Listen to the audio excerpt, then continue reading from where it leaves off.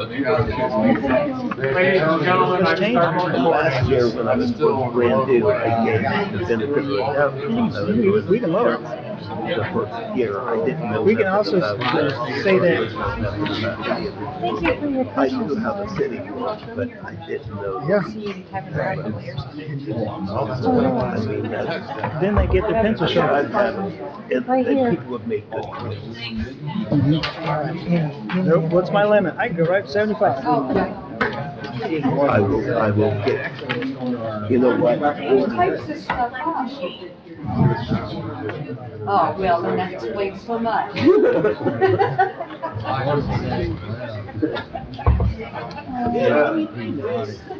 Hey, man, I think. Yeah. I mean, I like, I'm trying to meet right now. My mom always said I could be very proud. Gail, and I went through this. I saw the big crowd coming in tonight. What? The state of the city, that's. and there's a ton of them in the minute. Every page just got something. There should be spell check. Talked to Matt about it, and he said that he goes through a lot of spell check. They're changing it. How's the family doing? And then, right, get down to the page, you go back to the board, and change back to the way it was. He says it's spell check. What's that? Ohio. No. What route? You're right, I haven't seen that. I think I got that highlighted. That's in the minutes. I think it's. Oh, that's it, yeah.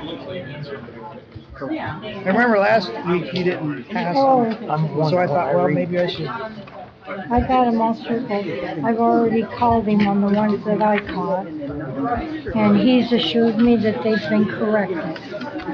So, Well, if you don't want to pass it until you see it, I'll go along with that. well, I haven't seen it. I just got his word that it's been fixed. So I was considering voting no again until I could read the approved. How many mistakes roughly you think you caught? 4 or 5? Well, Marion is spelled wrong several places. You would think we could get that right. One would think, where we're at. I have a real problem with that one. This has got Marion, but it should be motion. Rates misspelled, specifications.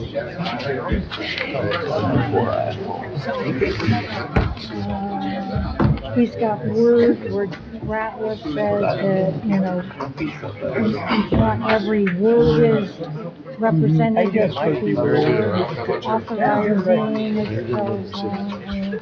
I got, I said 30 of my own, and then I picked another version. Let him roll. Let them sit there until we get another version. I figure if I get. Oh. I sit throughout the whole page. So do I need to say no, pending, or just no? The only thing I can figure is not even. We've been worse if they throw it out. He's been worse. At least the right names are on the thing. So. I said at least the names are right. I have a problem with Marion being misspelled about 4 or 5 different times. It wasn't really this. If you're going to see no before you even start the meeting, it's not even have a vote. Let's not vote on this, there's not a problem, I'll give them to. So should I just make a comment, not a vote? Make a comment, not Prior to somebody making a motion, like raise your hand and say, Prior to somebody making a motion? Okay. yeah, try to be the first comment. There's too many mistakes in the past.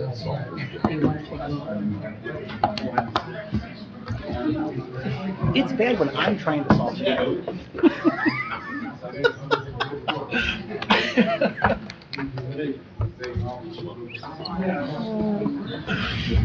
What can I say?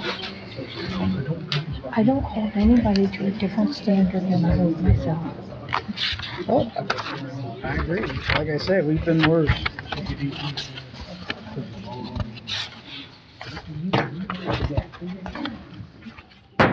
Good evening, evening, folks. It's 6:30, and I have to apologize for making some errors in terms of our agenda tonight. We are going to start with Mayor Bill Collins after we, since I called the meeting to order at 6:30, after we take roll. And I do want to invite council to feel free to move out into the, into the public for Mayor Collins' address, and then we will, go back, to complete the meeting, all right? So clerk, if you'll read the roll. Mr. Barr? Present. Mr. Ratliff? Present. Mr. Schauber? Here. Ms. Lang? Present. Mr. T. Smith? Here. Mr. Prater? Present. Mr. R. Smith? Here. Mr. Rollins? Present. Mr. Neff? Here. Mrs. Stoneburner? Present.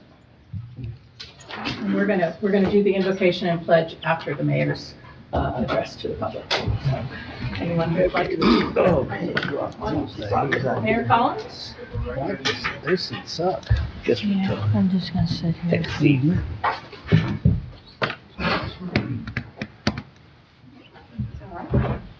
Although I think everybody else is leaving. He's gonna speak from right there, so it's not like he's behind there.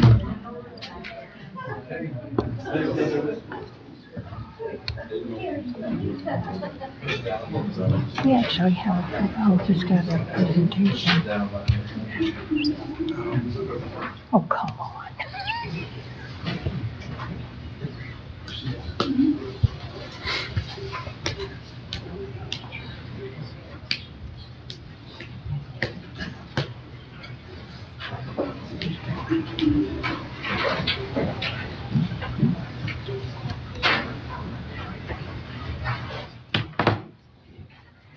Good evening, everybody. Good evening. Welcome, council, my administration, a lot of my directors, and community members for the 2024 State of the City Address. Life is no brief candle to me. It is a sort of splendid torch which I have got a hold of for a moment. And I want to make it burn as brightly as possible before handing it off to the next future generation. I am of the opinion that my life belongs to the whole community. As long as I live, it is my privilege to do for it whatever I can. I want to be thoroughly used up when I die, for the harder I work, the more I live. That is from George Bernard Shaw, and it's kind of the mission statement for our administration. 2024 was the year of new beginnings. Rebirth, reimagine, revitalize. Locally made and locally driven. It is unbelievable that 1 year has passed since being sworn in as mayor. As I look back over the past year, there were ups and downs, successes and failures. However, an overwhelming theme began to emerge. This theme is that the citizens of Marion are ready to reimagine this city, ready for a new look and direction, and not satisfied with the status quo. This is not one person's vision, but thousands of citizens who make up this community, knowing we deserve something better and are willing to put in the hard work to get there. Director of Management Tacey Courtright, with the city's numerous fiscal issues entering 2024, the City Council approved a limited budget, approving funding for only the first 3 months, or 25% of the year. In March, with the City Council's approval, we hired Ms. Tacey Courtright as the city's first Director of Budget Management. With her extensive background in budget and finance, Director Courtright immediately provided vital insight into the day-to-day financial operations of the city. Assisting the City Council and our city leadership with a more responsible, balanced budget for the remainder of the year. Most recently, she coordinated the 2025 budget with input from all department heads and council members. For the first time in many, many years, the budget was passed by the City Council in early December. Veritas reconciliations of financial records. We were recently informed that the city's financial reconciliations for 21, 22, and 2023 were completed by Veritas in November of 2024. With these reconciliations completed, we can now move forward with the financial audits and put these pressing issues behind us.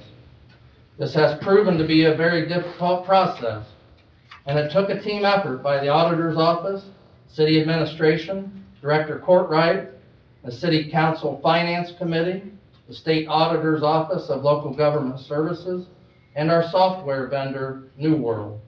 Our goal is to complete these audits by the end of 2025. We committed our focus in 2024 to several areas of future development and community partnerships. The rec. In partnership with the YMCA and Marion City Schools, we hope to have the Marion Recreation Center, now known as the rec, back open for business in early 2025 for the youth of our community.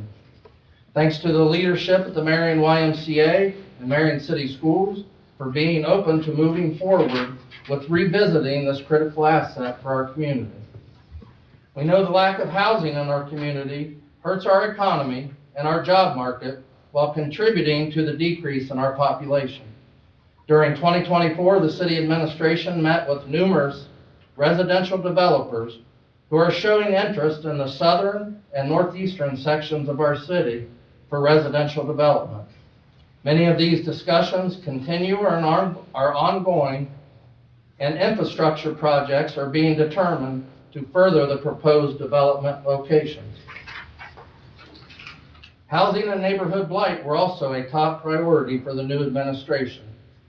The Love Your Neighborhood project continued to grow in 2024. Through the efforts of many city team members and local community volunteers, several blighted structures were torn down, many neighborhoods across the city were cleaned up, and a sense of pride was restored to the residents in these communities. We worked with Marion County Land Bank to revitalize several abandoned homes that were in a terrible state of disrepair. Through those efforts and partnerships with proven revitalizers, several of these structures were rehabilitated and now provide a safe and happy home for local families. Our intentions were laser focused on the revitalization of our city park system, in particular Lincoln Park and the activities that take place there. We had seen a steady decline in the upkeep of our ballparks and a dramatic decrease in the number of children playing summer ball. With an intense focus by our parks personnel and in partnership with the Marion City Schools, we were able to grow this program back to nearly 500 youth that participated in our summer ball program this past year. We look forward to continuing to grow this program and hosting some very large tournaments soon. We will be persistent in looking for ways to revitalize all of our city parks in 2025. We had a great year at the Lincoln Park Aquatic Center, and many happy days were spent lounging by the water for many Marion families. The Aquatic Center is a pivotal point in our community and is enjoyed by hundreds during the summer months while providing summer jobs for many local people. This administration is dedicated to improving our Marion transit service. Our efforts saw an increase in ridership with alternatives offered for getting around Marion safely and efficiently. Many of our buses were given a new look with positive graphic wraps, reminding us all we truly love our city. A night service was also kicked off to spotlight tourism and the nightlife our city has to offer, as well as providing rides after normal hours of operation. We hope to expand these services into the county in 2025. The beautification of our downtown area in 2024 is a particular point of pride. Partnering with Downtown Marion, Inc. and several local nonprofit organizations, we were able to plant over 50 flower beds and light pole planters in our downtown area. The city maintained the watering and upkeep of these flowers that beautified our downtown well into the fall. I heard compliments daily about how clean and pretty our downtown looked throughout the summer. We are committed to having a city we can all be proud of and share in the excitement of those who come to enjoy our city. It takes professionalism and dedication to keep our city safe, running efficiently, and a place we can all be proud of. This would not happen without the hard work of every City of Marion employee and their desire to work together to get the job done. Love our city, and we are all here for you. 2024, a year to remember. Some of the achievements that we had in 2024. Love your city, it's a movement. The slogan began over a year ago and has spread like wildfire. Love your city encompasses everything we do as an administration and everything we do as lifelong residents of Marion, Ohio. This is our community that we love and want to see grow and be revitalized. We want this city to be the best it can be, just like you do.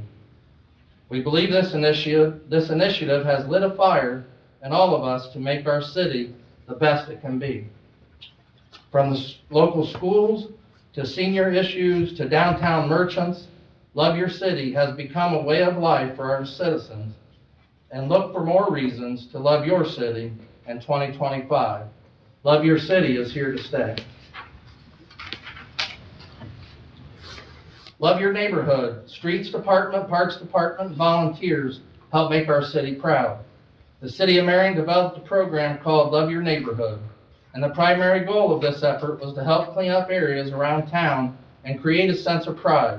This program has reached far and wide within our community and is responsible for clearing over 481 tons of trash, 77 tons of yard waste, 1,740 pounds of recycling, over 3,000 tires, and 34 cars, junk motor vehicles, were removed, and 17 others were brought into compliance. I think that you can see from this picture that we don't want to just make a difference, we want to make a big difference. And let me tell you, for the folks down on George Street, when we did this, made a big difference for their neighborhood, and everybody in the neighborhood was out thanking all the city guys that were down there taking care of that day. And this is just one example of many that took place over the summer. So while we were doing another cleanup, Love Your Neighborhood project up on Sharpless Court in that area, we came across a couple of houses on Sharpless Court that we wondered why they were still sitting in the state that they're sitting in, just like this one is. So we started to research these properties that have been abandoned and deteriorate year after year. And I wanted to bring this one tonight to show the point of how long it can take to make this happen and how it can get lost in the shuffle. So this is 163 Sharpless Court. The property was purchased in 1997 for $26,000. In 2000, foreclosure was filed by the lender. The case was dismissed by the lender later that year. In 2007, the last property tax payment was made. In 2013, the lender wrote off the mortgage, and that's where this house sat until 2024 when we were doing our Love Your Neighborhood program. So through the help of our code compliance officer, Danny Ice, I put him on the project of finding out who this house belonged to, what the situation was. And he came back and reported to me that the owner didn't even realize he still owned it. He thought the bank had taken it back and it was no longer in his name. So we worked it out with him. He didn't have any interest in the property. It needed tore down. He signed the property over to the land bank, and it sits in the land bank's possession now and is set for demolition by the city early this year. So that's just one example of how those houses work. And there's many different reasons. Just down the street from this house is another one that's in the same condition. And checking with the because it takes a lot of research, and checking with the prosecutor's office, found that it is in the process of foreclosure, tax foreclosure, but they were trying to locate the owner. And it just so happened I recognized this house and knew I'd been in there 2 or 3 years ago when a lady died in the house. I said, "You're not going to find the owner because she died." That's the only family that she had. So now that house, we're waiting to come through the process, and then it too will be turned over to the land bank, and neither one of these houses are fit enough to be rehabbed. So both of them will be torn down and make room for something else that we might be able to put in there. So we're taking a lot more proactive approach to a lot of the houses in our community. The next one is 359 Blaine Avenue, which also has a very good story behind it. This house was set for demolition by the Marion County Land Bank, and they give me a list, and I just personally took it on myself to go out and start looking at these houses. So I called again our code compliance guy, Danny, down for him and I to look at this house, and the front of this house looks great compared to what the back of it looked like. The yard was full of junk, garbage, the back porch you couldn't even get in the house because of all the garbage. But once we started sifting through that, we both felt like the house could probably be saved. It probably didn't need tore down. And the fewer green spots we can have and still have a house sitting on it, the better off we are. So this house, we got a hold of a guy that we know by the name of Carl Stover. Carl Stover is a proven rehabber with the land bank. We contacted him and asked him what he thought about the house being saved. He said, absolutely, I think it can be saved. And he agreed to do the rehab if the land bank would sell him the property.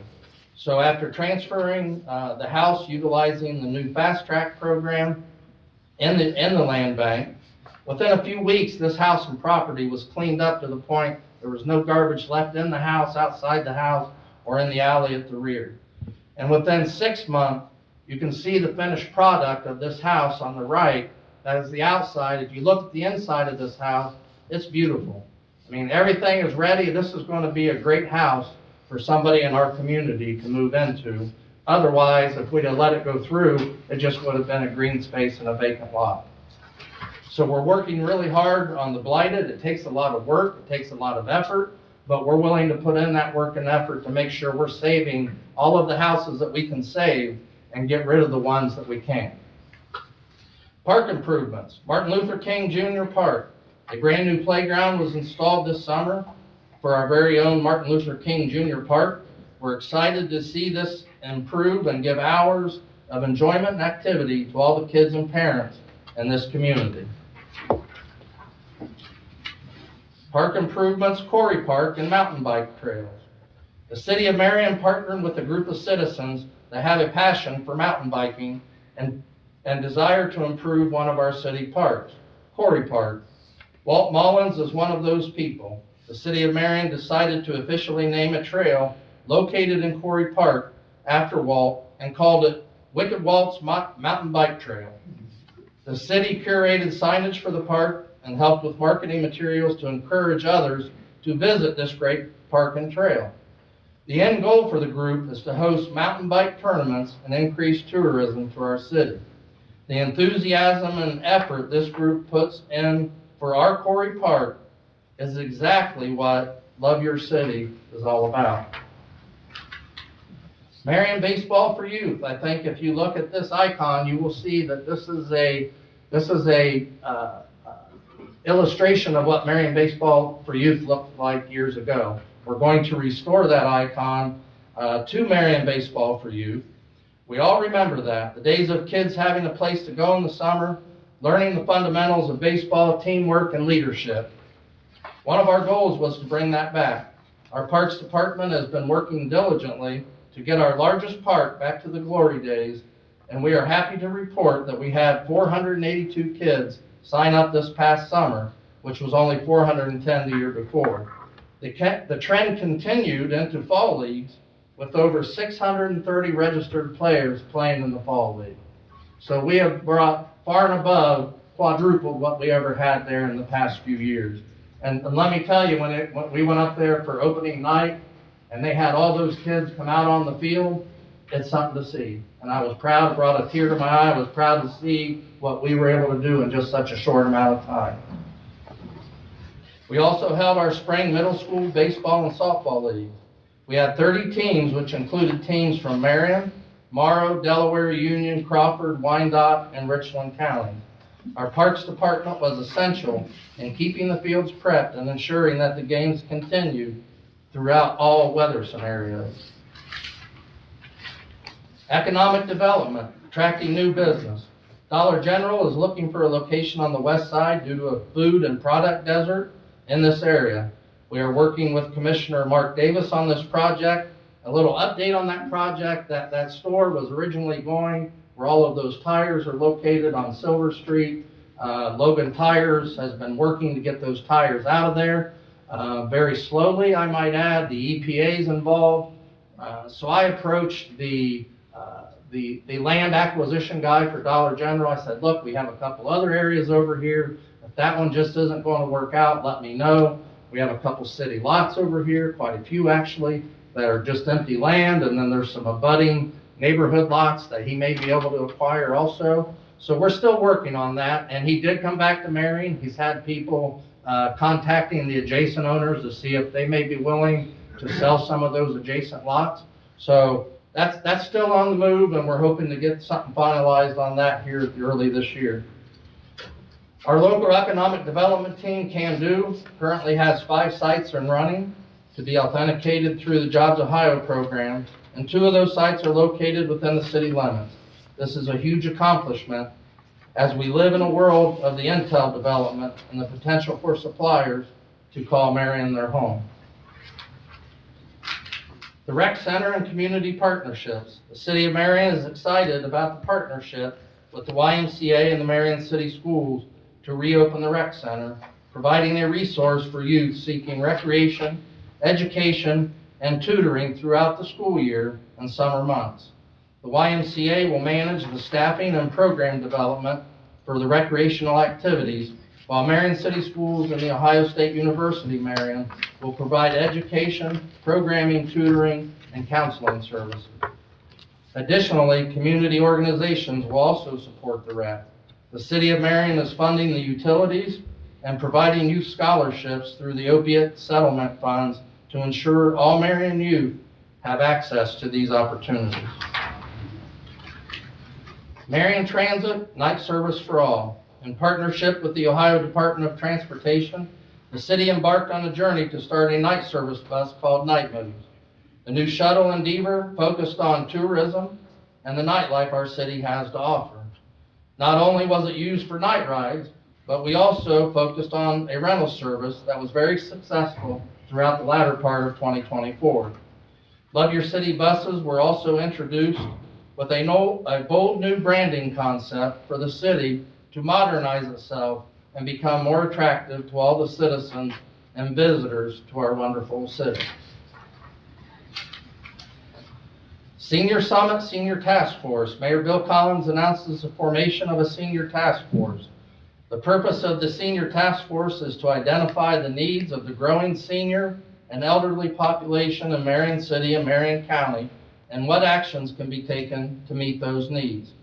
Marion City and County are experiencing what is called the silver tsunami.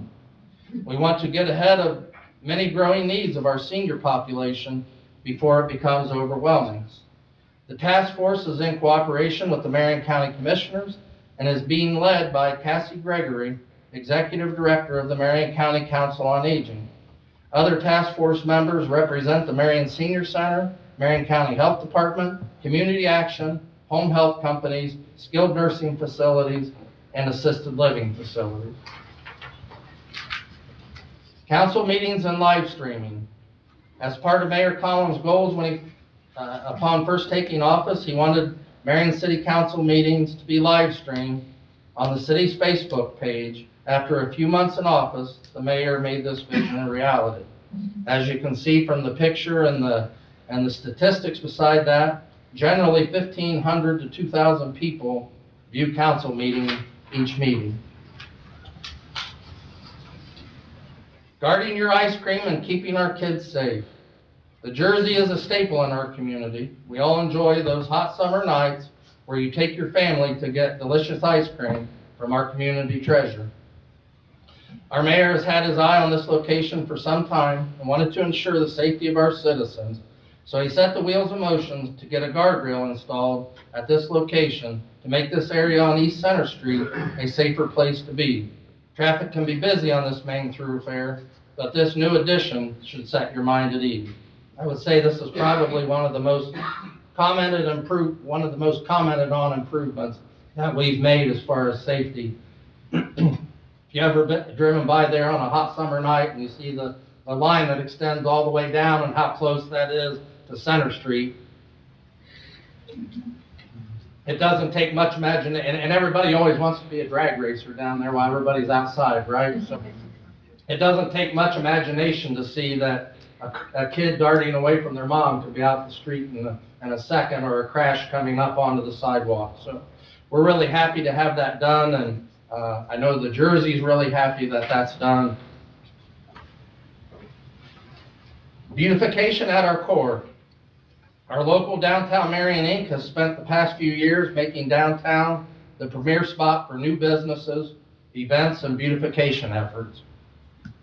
The city will continue to partner with Downtown Marion Inc., and we have a plan in place to make downtown a focus of trash upkeep, flower installation, planter updates, and daily waterings. We will be connecting with the local businesses to encourage the communication and efforts by all to watch our downtown shine.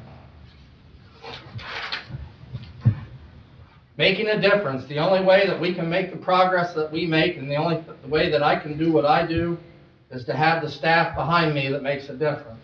And tonight I wanted to go over some of that staff and the directors that run these different departments. We already talked a little bit about Casey Courtright, our Director of Budget and Finance. Casey joined the City of Marion in March of 2024 and has made a huge impact on the city in her short time here. Most of her days have been spent working with the auditor and all the departments in the city to get our finances on track and have a planned vision for the future. Casey reports directly to the mayor, and through her time in 2024, some of her major accomplishments are as follows. Casey worked on the 2025 budget, was a game changer for council. Many council members praised her for the readability and clear and concise manner that our budget will have moving forward. And those are just small examples. Unfortunately, she's not able to be here tonight, but I want to thank Casey Courtright. Safety Director Tom Robbins. City Hall was finished in late 1978. Since that time, we have been using the same boiler system to heat this building. In early 2024, they finally failed. Tom Robbins was instrumental in getting the boilers replaced and back online. Tom was able to save the citizens of Marion close to $170,000 with his efforts in this project. In 2024, our fire alarm system was in need of repair as well. Tom coordinated the effort to get the repairs done on time and on budget. Transitioned the City of Marion from our casualty liability insurance carrier from Ohio Municipal League to a self-insurance pool to Ohio plan, potentially saving the citizens of Marion thousands of dollars in the coming years. Mr. Robbins' extensive years of experience and institutional knowledge of the City of Marion were a great asset during the mayor's first year. Michael Bodine. Michael Bodine joined the new administration January 1st, 2024, and began working with Mayor Collins to implement many items that were on the to-do list.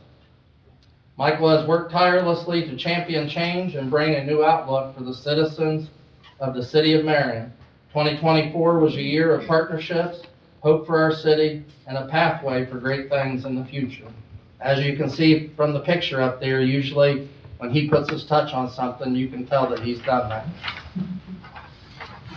Be like me drawing a stick figure and then and letting him go with it. So I'm happy to have Mike. It's like let my imagination run wild, and he can try to make things come up with that. Marion Fire Department Chief Chuck Dean. Marion Fire Department responded to 8,490 incidents this calendar year. 2 incidents that were exceptional included the rescue of a man who fell off a cliff at Quarry Park and a female who was trapped in an apartment fire.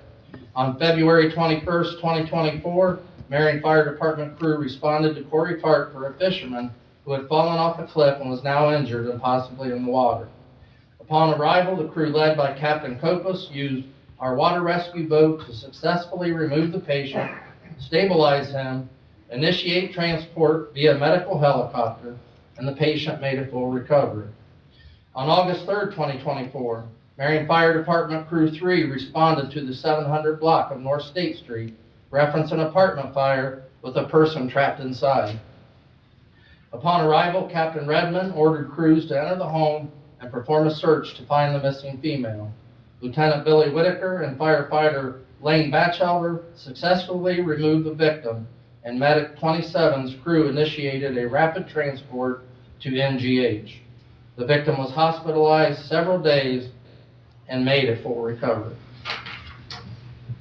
Marion Police Department Chief Jay McDonald.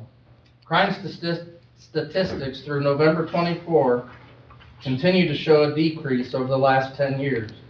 From their highest recorded numbers throughout the past 10 years, compared to the estimates for 2024, the numbers are down significantly. And I'm not going to read through each one of those, but if you look at those, and just so City Council knows, you guys will all get an electronic version of this.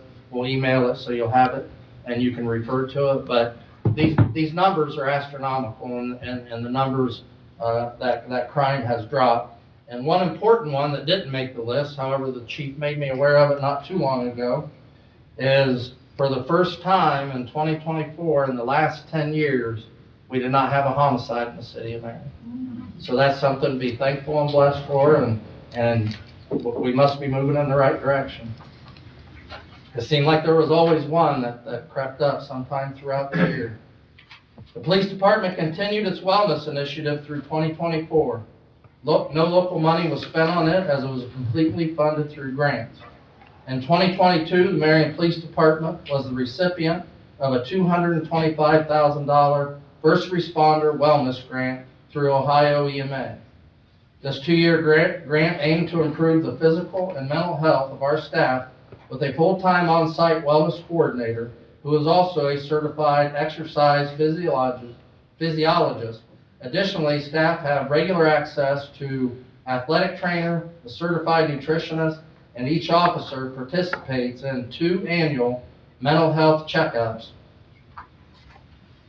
As 2024 comes to a close, the City of Marion is investing $50,000 in wellness dollars to purchase new fitness equipment while redesigning the ground level of City Hall and a modern fitness center that will be available to all employees of the City of Marion. This was something that we were able to accomplish through insurance money. They had $50,000 that they give the city to spend for employee wellness.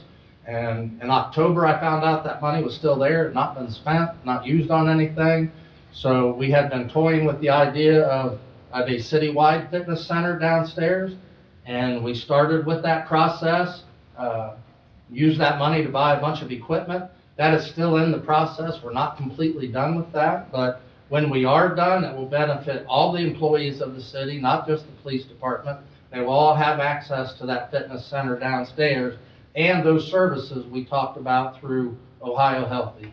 So we're hoping that with that expanded fitness center and our employees utilizing it, our insurance use will go down, and we'll end up with something less than a 12% increase next year like we had this year. Water pollution control, Matt Ice. In 2024, our plant maintenance rebuilt 4 of the 6 plant degridders. And for those of you that might not know, like I had no clue what a plant degridder is, we have a picture of it up there. And these are used to remove any grit that comes into the plant that protects the downstream equipment.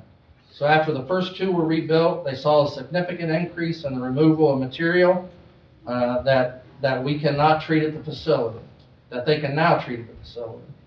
On July 9th, through a joint effort with Marion City Fire and the guys from Water Pollution, our guys responded to a call about a green liquid found in a stream near Sawyer Park. Might have seen it on Facebook. It was a very lime green section of the stream at Sawyer Park. So very concerning. We put our team in action. They all got out there very quickly and found within a couple hours that that green substance was coming from a car wash over on South Prospect Street. They had a big vat of the green cleaner. It had sprung a leak down into the sewer and then made its way over to there. So once we found out what it was and knew it wasn't extremely dangerous, I mean, nobody wants green stuff in the creek, but they worked very quickly with the EPA. The EPA came down and they were able to have that cleaned, and the sewer line where it got down into the storm sewer from the sanitary in a matter of a day and a half or so. 2024 Parks and Rec Superintendent Kenny Ballinger doesn't happen to be here tonight, but some of the highlights from Lincoln Park, 2,200 lineal feet of leisure path was completed. This is phase 1 of a 4-phase project. So we were able to get that first phase done. Now we're working with our new grant administrator and Mike Bodine to try to find funds to finish that loop all the way around the park. And our goal at some point, or if they could say, what do you want? And we could have anything we want. We'd like to see that trail go all the way over to Quarry Park. So that's on the drawing board also. We'll just have to see where we can get with that. They repaired a lot of the concrete, repainting the lazy river at the aquatic center. The Parks Department continued to build on previous year's success with baseball and softball programs at Lincoln Park. Among the city's youth rec leagues and the county leagues, they had a large turnout for the inaugural year of fall ball. Zoning and compliance, Zach Himmler, with the help from the entire City of Marion's crew and the Marion County Land Bank, we have been able to demolish several dilapidated houses all over the city to help clean up neighborhoods and open up lots for future growth. As of mid-December, the zoning has approved 214 permits, including 13 building additions, 2 apartment complexes, 30 new house demolitions, and 6 housing structures. So you don't have to be a mathematician to understand that we're tearing down more than we're putting up, and we have to reverse that. So that's what we're working very hard on, is to build more new houses, or at least when we tear down a house, to put one back on the lot that it came from. Streets and sanitation, Scott Kurz. The streets paved over 2.5 miles of alleyways and parking areas. Thanks to a lot of people. We got a lot of good comments about some of the alleys that were redone this past summer. Some of the big safety improvements, everybody knows along Church Street, we added 4-way stop signs at 4 crucial intersections there. And I can already tell you, without having the statistics in front of me, it is making a big difference down there. But when we come back a year from now, we can actually do a search of the accidents, I'm sure that you will see a significant reduction in what's going on there. Safety improvement to Kensington Avenue, 2 stop signs were added there. And on Greenwood Avenue at Mark Street was a 4-way stop sign, also added to that intersection. They removed over 15,000 tons of garbage from curbside pickup, 490 tons of recycling, 462 tons of yard waste, 481 tons of garbage from our cleanups, and 78 tons of yard waste from the cleanups. Those were some of the statistics we already talked about in the Love Your Neighborhood cleanups. Senior Center, Steve Badicher. Marion Senior Center experienced another good year in 2024 by living our mission, enriching the lives of seniors through activities and services that promote wellness, independence, and fun. Special grant funding and the backing of the new city administration allowed us to begin providing much-needed out-of-county medical transportation for Marion area seniors to regional medical facilities such as Riverside, the James, and Grady Memorial Hospital for the very first time starting January 2024. They currently average 38 trips. I think Mike told me when they started it was like 4, and then it continued to grow, and our record's maybe 40-something for a month, I believe. So we are grateful for the grant funding from the Marion County Council on Aging, the senior levy that will support this transportation service going forward. Also, Senior Center Director Badicher serves on the Senior Task Force established by Mayor Collins this year to help determine the unmet needs of Marion area seniors and address those needs with potentially new or existing services. The Senior Center hosted the Senior Task Force Senior Summit on August 27th to help plan for Marion's growing older population.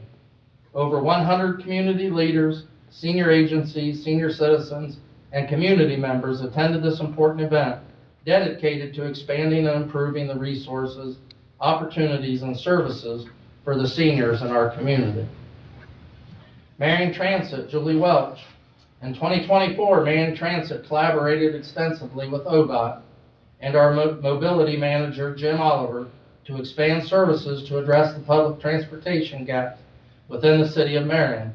This collaboration, along with the 3 buses that were delivered in July, have both had a substantial positive impact on Marion Transit. Our new shuttle service Night Moves was launched in October and as quickly became a preferred weekend option for both visitors and locals to safely navigate our city. Marion Transit has successfully applied for and received confirmation of a grant under the Workforce Mobility Initiative. This grant will fund the purchase of new bus equipment, an additional vehicle to expand our night services, and updates to our scheduling software. To further the Marion Transit impact, we have hired 5 new employees to restore our staffing levels and have started discussions about the potential expansion of transit service for all of Marion County. IT Director Jacob Bolden. And Jacob put 2 things on here, and I know he's being very humble in the fact that he does a lot more than the 2 things he put on here, but I'm sure the list would have went on forever. So he replaced all the copier machines in City Hall to ensure reliable print solution for all departments and successfully migrated all computers in City Hall to Windows 11. Utility Billing Director Andrea Honecker. Utility billing has seen many challenges throughout the years, and 2024 was no different. Through leadership in the administration, utility billing implemented the Pink Sign program. The Pink Sign program was formed to help collect the over $4 million in past due accounts. We are happy to report through the initiation of these efforts, we have been able to collect close to $200,000 in past due accounts. The other big thing for the year was Kroger. She was able to implement a new resource to make it easier for our citizens to handle their utility billing accounts with the city. We have partnered with Kroger to allow city residents to pay their bill at any Kroger throughout the U.S. Over 1,000 customers have utilized this program and has collected over $67,000, I think, just since August. So that was an idea. She came to us and said, look, if people can pay their bills at Kroger's, they go in there with their paycheck, they want to pay all their bills, we're the only bill they can't pay. And since we started doing that, you can see just since August, 1,000 people and $67,000. So a big help. Engineering, Jeff Shetler. Jeff was hired on September 30th, and we were glad to have our vacant position of engineer filled. The 5-person engineering department was responsible for the administration, design review, project management, and inspection of 3 large street reconstruction sewer replacement projects in 2024, totaling approximately $6,480,000. And I'm sure the people that live on those streets could tell you where they're at, because it's a pain in the butt when you do this, because it tears up the whole street for months. But you also get in return a street from sidewalk to sidewalk that's all brand new. Chicago Avenue, Johnson Street, and Lee Street each saw complete reconstruction of the street, which included storm and sanitary sewer replacement. The reconstruction of these city streets provides the residents of each location a brand new street with new concrete sidewalks, curbs, and asphalt pavement. Replacing the storm and sanitary sewers as part of these projects help eliminate costly repairs to the city's aging infrastructure and keeps things flowing smoothly well into the future. And I can tell you from attending a West Side neighborhood meeting that these people take that street serious. Lee Street's not done yet, but it's in the process of, and they're already telling me we got 5 abandoned houses on the street we want torn down because we don't want our nice street littered up by abandoned houses. So if you don't think that they take ownership in the fact that their neighborhood's looking better, that they absolutely do, believe me. Marion Municipal Airport, Director Matt Arnold. The FAA funded a project in fiscal year 2023 to rehabilitate the ramp area for parking and taxiing at the airport. The project was advertised for public bid and awarded to Shelley and Sands. Construction work commenced in the spring of 2024 and was completed in the summer of 2024. Special thank you to Crawford, Murphy, and Tilly, acting on behalf of the city and the airport for their role as engineering consultants for this project. This is the part I like to say the most. This project was 90% FAA funded, ODOT Aviation, 5% from ODOT Aviation, and a 5% local funding. So we only had to pay 5% of those millions of dollars that were spent. FAA Airport Improvement Program grant, fiscal year 2024, as stated earlier, navigational aids continue to be the emphasis for safety at the airport. The airport has received funding to replace the PAPI system for runways 7 and 25. Jess Howard has been awarded the contract for this work as established by CMT engineers. This will aid the pilots in landing by providing visual glide scope information and obstruction clearance. So I had to ask what the PAPI system was. I had no idea. I know it has to do with the lights, and as they're coming in, them being able to see the runway. So 2025 and beyond, what is next? So we already talked a little bit about Zoe Brown sitting back here. So this was something that this is our battle cry for 2025, is that we're not going to leave any money on the table. So grants in 2025, the City of Marion, along with Marion City Council, approved the position of grant administrator beginning in 2025. For Mayor Collins' administration, this position was not a want, but a need. The City of Marion falls in a category where grants are more accessible for our community.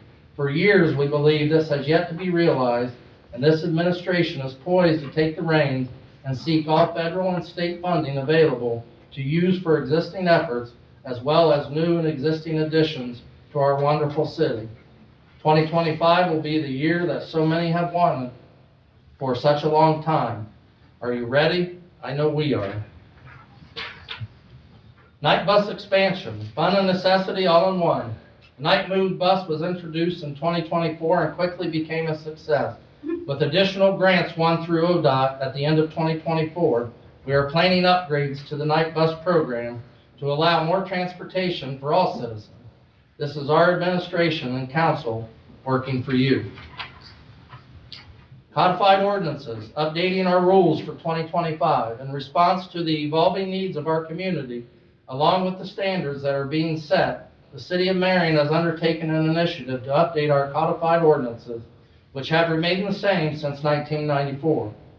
The City of Marion has recognized the need for our codified ordinances to meet higher standards and has taken the necessary steps to get this completed as soon as possible. Through the comprehensive update, the goal is to foster a city that is forward-thinking and sustainable to enhance the quality of life for all of our residents. Parks, Path, and Recreation. Enjoy your community and play pickleball. The future of the City of Marion Parks and Recreation involves the implementation of pickleball courts in our city parks. Installing pickleball courts revives the park's underutilized spaces and will be accessible to all ages for enjoyment, while bringing a positive economic impact to the surrounding businesses. Along with community-wide enjoyment, pickleball encourages physical health and wellness that will benefit many community members within the City of Marion. In addition to the pickleball courts, the City of Marion has prioritized the recreational need for paths within our parks. Within Lincoln Park, Phase 1 of a 4-phase path project has been implemented, and in 2025, we plan to continue the work. Another priority in 2025 is the continuous upkeep of our parks and fields. In 2025, the City of Marion will be replacing and updating stadium lights at Kennedy and Maynard ball fields. This update will allow for many generations of Marion citizens to enjoy the recreational use of the fields for more hours of the day, which in turn will strengthen the pride and sense of community within our city. That project was recently made available to us through grant funding that our new grant writer was able to get. She's already gotten 2 new grants for us in just the short time that she's been here, and the lighting of those ball fields was one of them. In closing,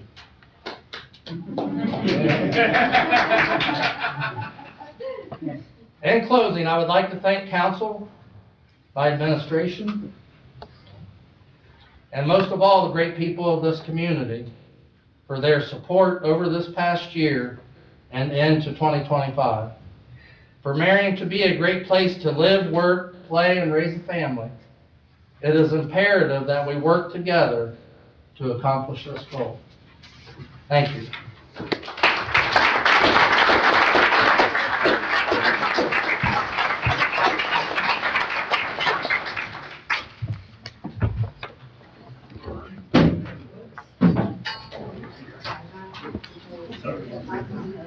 We have a lot of city departments.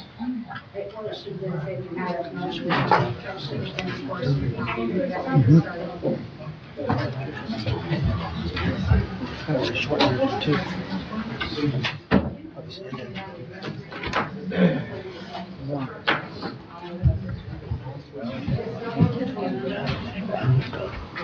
We're losing our audience.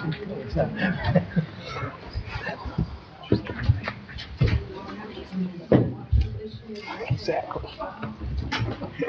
I picked up one to stand up for communication.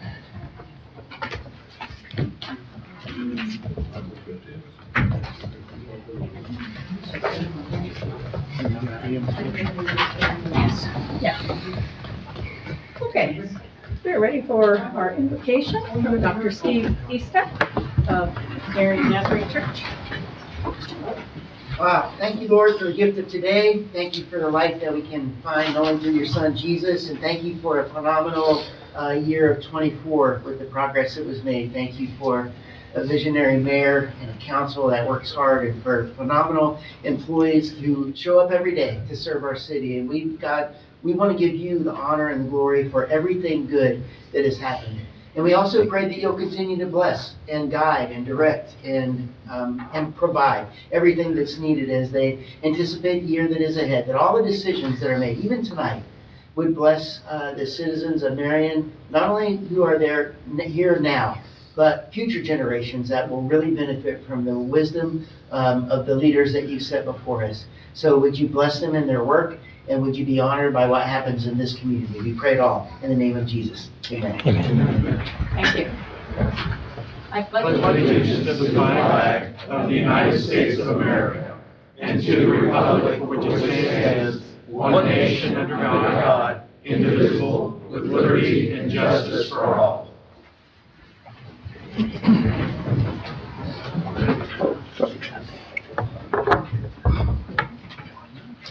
Ms. Lang. I'd like to postpone the readings of the summary of proceedings for the last meeting until we have had an opportunity to review the minutes with the corrections that needed to be made to that. Okay. Anything else from anyone else on council? Okay.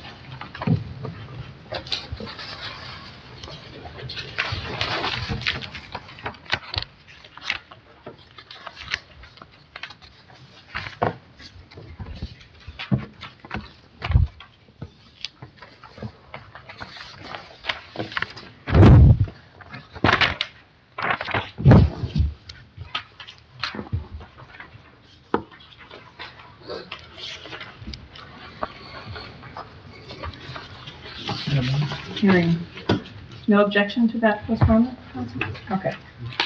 And we'll move on to old business. Item number 1, ordinance 2024-138, ordinance for budget transfers. Ordinance consistent with the directive received from the Auditor of State's Office enabling inter-budget transfers applicable to each annual budget adopted by council hereafter. Ms. Lang, comes out of Finance Committee. Just tonight is the third reading on this. This is basically what it says, enabling the inter-budget transfers. So if anybody has any questions or concerns, if not, I would make a motion that we approve this.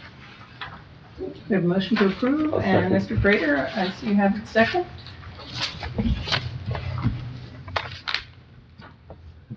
There's no further discussion. Go ahead. Mr. Barr? Yes. Mr. Ratliff? No. Mr. Schauber? No. Ms. Lang? Yes. Mr. T. Smith? Yes. Mr. Prater? Yes. Mr. R. Smith? Yes. Mr. Rollins? Yes. Mr. Neff? Yes.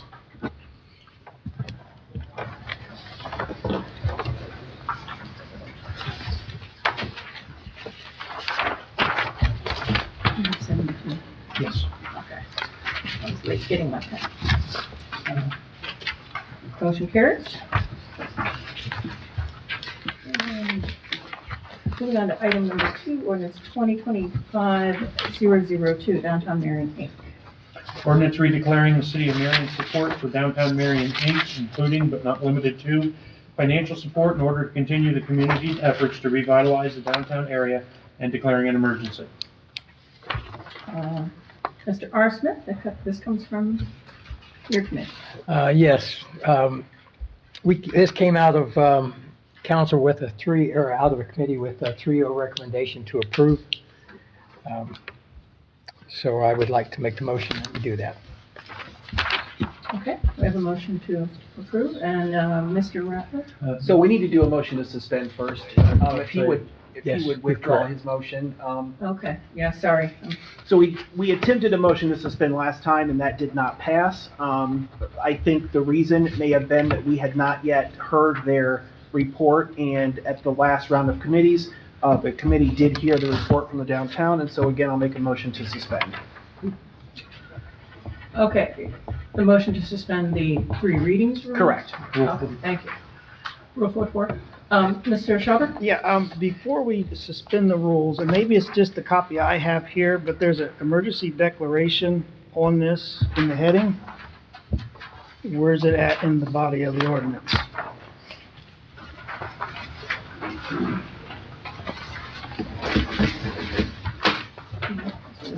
Flip the page over. I did. There's nothing Not on on there? There's the signature lines. So without that, we don't know what we're voting on. That's how I received it. Well, then I would not suspend it until we get all the proper language on it. Do you wish to amend it? No, I mean, well, remove the emergency? Mr. Ratliff? Mr. Ratliff? Yeah, so because it has an appropriation amount to it, I'm not sure that it actually needs an emergency clause, because an appropriation can be done the very next day. But because it is confusing that it's in the top and not in the body, I know that there is a pending motion out there, but you can make a motion to change at any point. So I will make a motion to amend to add a section 4, which would include the standard emergency language. Okay, we have from Mr. Ratliff a motion to amend. Have we withdrawn? Mr. Smith, did you withdraw your? Yes, I have. Thank you. Didn't hear you. Do we have a second? Second. Mr. Barr has a second for the motion to amend. Any other discussion, council? All right, go ahead. Mr. Barr? Yes. Mr. Ratliff? Yes. Mr. Schauber? Yes. Ms. Lang? Yes. Mr. T. Smith? Yes. Mr. Prater? Yes. Mr. R. Smith? Yes. Mr. Rollins? Yes. Mr. Neff? Yes. Okay, motion to amend, carries. Read that now. Ordinance redeclaring the city of Marion's support for Downtown Marion, Inc., including but not limited to financial support in order to continue the community's efforts to revitalize the downtown area and declaring an emergency as amended. Ms. Ratliff? So that would take it back to a first reading, and I still have my hanging motion to suspend out there. It's been through committee. This is the second time it's been on the city council's agenda, and they can't receive any funding until this is passed. So you want, just to remind us that we've got a motion to suspend. I have a motion out there that, Rule 44. Second. And we didn't have a second until just now, so we've got the second from Mr. Barr. Mr. Barr? Yes. Mr. Ratliff? yes. Mr. Schauber? No. Ms. Lang? Yes. Mr. T. Smith, Yes. Mr. Prater, Yes. Mr. R. Smith, Yes. Mr. Rollins, Yes. Mr. Neff. Yes. Okay, motion carries to suspend the three readings rule. Mr. Rattler, And I'll make a motion to adopt. a motion to adopt, and Mr. Prater, Second. second. And Mr. Chopper. That's just, the reason why I voted no is because, does the clerk know the exact language that you're supposed to be putting in? I can get it off of last year's ordinance. I don't know if last year's had a declaration of emergency on it, so as long as you know exactly what language you need. I will speak with the law director in the morning.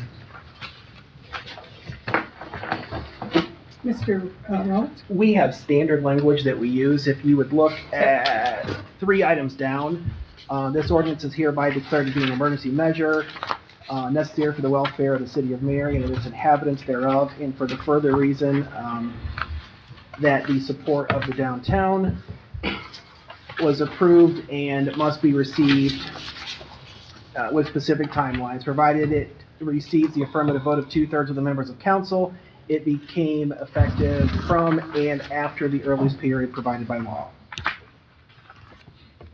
Mr. Rollins, you had your hand up. I'm sorry. Yeah, I just wanted to make a quick comment before we voted. It was sad this year that Mr. Vaughn Sizemore was absent. I always look forward to his presentations during this period of time. I think Vaughn was a tremendous asset for Marion. I'm not sure why he's no longer representing the organization, but I just wanted to say thank you. I can say both personally and professionally, he did a lot for downtown Marion, and it's going to be some large shoes to fill there. So just wanted to say that for the record. Okay. Thank you.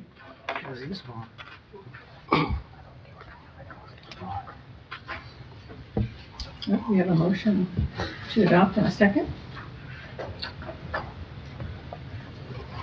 Yes. Something on this issue? Yep. Okay.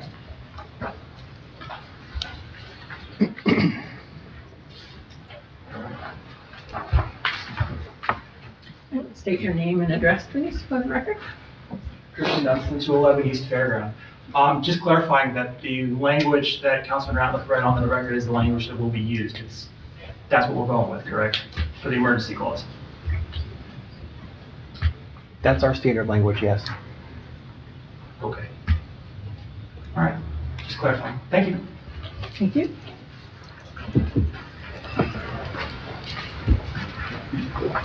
Okay, ready for roll? Yes. Mr. Barr? You have another hand up. Oh, sorry.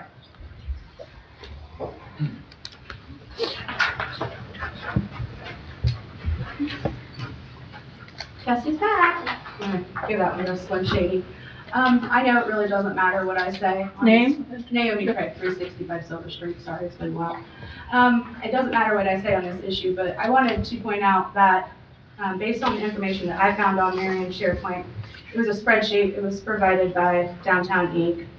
And $100,000 of their funding is coming from the city and county. And when you break that out with their expenses and everything, they're looking at like 65, 66% of their money going to salary and expenses, and 34% to their mission.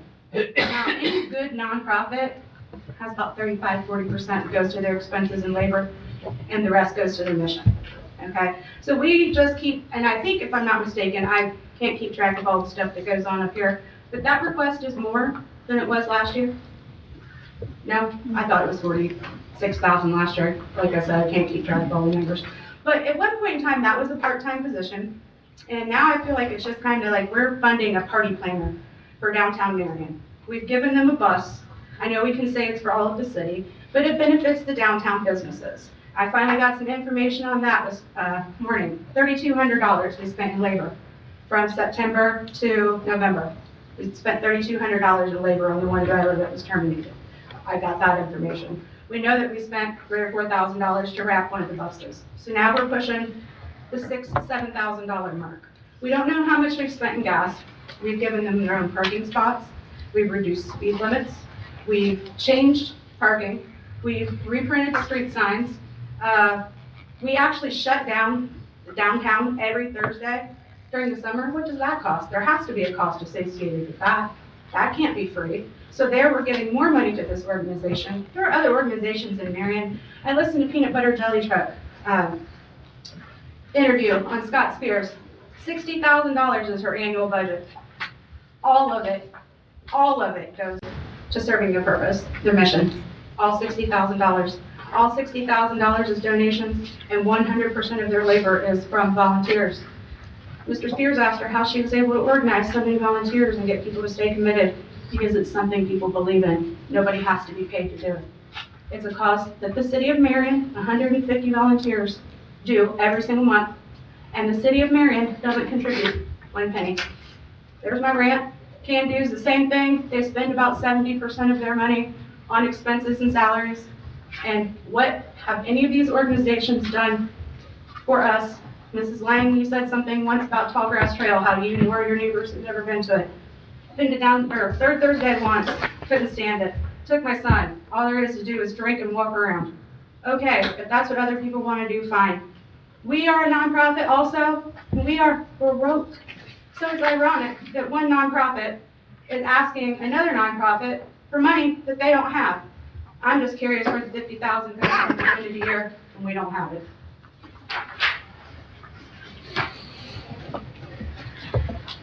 Any other remarks or questions? Okay, take the roll. Mr. Barr? Yes. Mr. Ratliff? Yes. Mr. Schauber? Yes. Ms. Lang? Yes. Mr. T. Smith? Yes. Mr. Prater? Yes. Mr. R. Smith? Yes. Mr. Rollins? Yes. Mr. Neff? Yes. Ordinance passes unanimously. On to new business, item number 3, resolution 2025-004, DKM plan 5 years. Resolution to approve the Delaware Knox Marion Morrow Joint Waste Management District's Solid Waste Management Plan 5-year update. Mr. T. Smith? Yes, DKMM is doing some new and upgrading some programs within their solid waste management plan.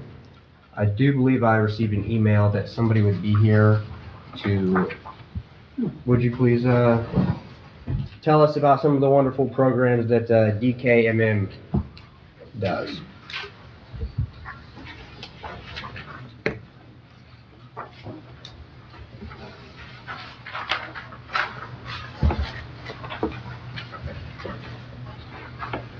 I'm Cheryl Corbin. I'm the fiscal administrator for DKMM. Some of you might have already been through this process. It's a 5-year plan. We do it every 5 years. It's the state of Ohio regulation from EPA that we develop a plan on how we're going to fund and what programs we're going to fund to keep things out of the landfill. So people that take their composting to Park Enterprise, we fund that. The recycling that the city trucks got, we helped fund that. I have papers, if anybody would like to see it, printout of what specifically we have done for Marion City.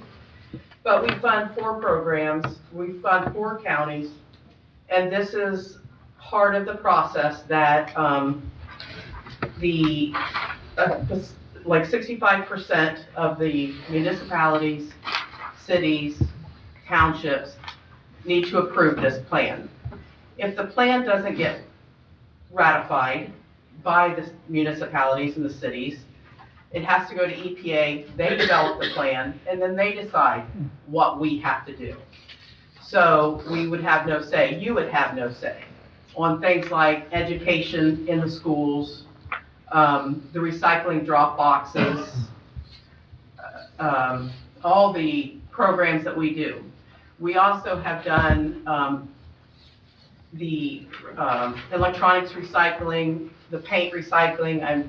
I don't know how many people have participated, but in Marion, we always got a big participation at the fairgrounds. If you had household hazardous waste or paint, you brought it there. We currently now have started a program, a permanent program in both Knox and Delaware. We're building that program with the increased funding of $1.50 per ton that the policy committee met and approved. It would allow for new programming as discussed. So we would have a more regular presence in Marion with their electronics and HHW recycling as in every other year instead of currently like every 3 to 4 years. We've funded the municipal tire grants in the past. The cost share tire collections, the city has been awarded funding since we started that program. The recycling grant, the city received a $50,000 grant for recycling truck. We want to bring that program funded out. We finished that program. We want to bring that back with the increase. So just a lot of new programming, no cuts to the current programming. And we're here to ask that you approve the resolution to pass the ratification. Any questions? Ms. Knight? I have one question. On that first sheet that you showed, it says the city's current diversion rate is 6%, and the goal is set is 25%. And it says building stronger relationships, the diversion rate can significantly increase, reducing the landfill fees. What relationship, how do you? So by increasing our recycling and then balancing out the landfill fees, a lot of opportunities happen where the cost of trash can go down depending on who you contract with, because you're doing recycling and they get a little bit of a diversion rate from that. So how do you increase the recycling? Well, it's done through the programs that we're doing. So we have an educator. I don't know if you've ever met Angela Carvetta. She was our old educator. She retired last year. Michelle, and I don't know that I can say her last name, just go react, is our new educator.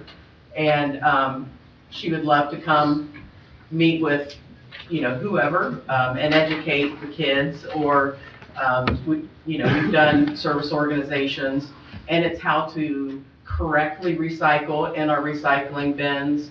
And it's just a whole package of educating people on how to get rid of their trash without it going to a landfill. Mr. Beck?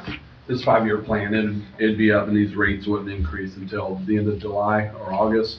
The policy committee voted to increase it to $1.50 because it's been since 2012 that the rates have increased. I was just wondering when that goes into place. It would go into effect, I think, mid-2026. Okay.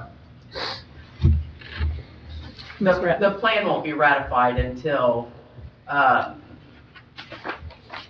like February 2026, from what I remember. Okay. You said increase to $1.50. Did you mean by $1.50? Yes, correct. Okay, so it'd be $7.50. It will go from $6 a ton to $7.50. Yes, Mr. Beck. Okay, so I'm not sure that my question is for you as much as it is for the administration. With this going from $6 to $7.50, and, keeping in mind that this council just opposed a rate increase, I believe at our last meeting, we have a rate increase opposition for Columbia Gas later in this agenda. By my math, that would be a 25% increase from $6 to $7.50. What does that look like for people's bills? Well, and I can't answer that question. If you want to call DKMM, we'll work that out. It depends on, how big of how many residents, because it's not each residence is going to see an increase in their bill by $1.50. It's per ton. So you would have to look at your trash rates and take that times another $1.50. But that's why I was saying, I don't know. I don't have the answer. That's why I prefaced it that I don't know if it's for you, it might be for them. And so, I mean, I would I mean, we like, may be able to work with you to get that answer, though.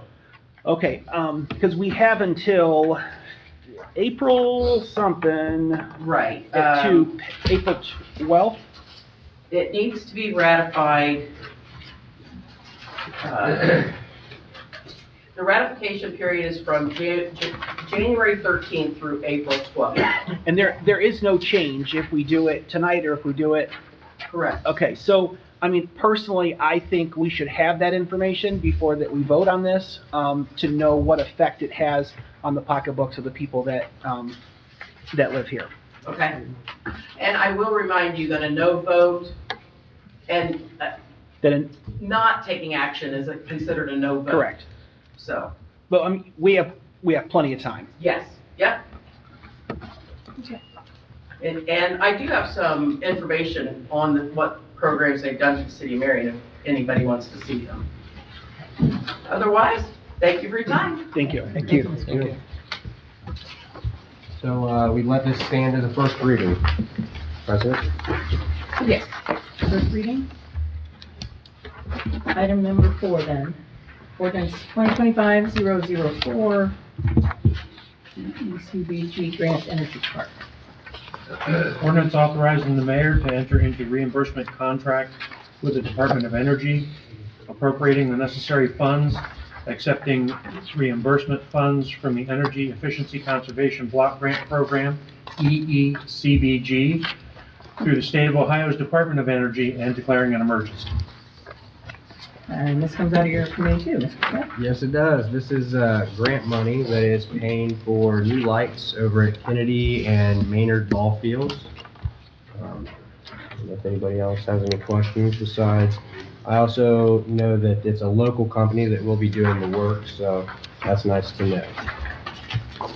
Ms. Ratliff, questions? Yeah, just an observation that when you close the discussion for the last topic, there was a hand up in the audience. So I would ask you either reopen that up or open it up at the end of the meeting on matters not on the agenda to re-speak about that. Just Okay. I'll come back to that on the agenda. Thank you. Anything else on, No, only that if there was no other discussion, I would make a motion to suspend. I had a quick question about that. okay.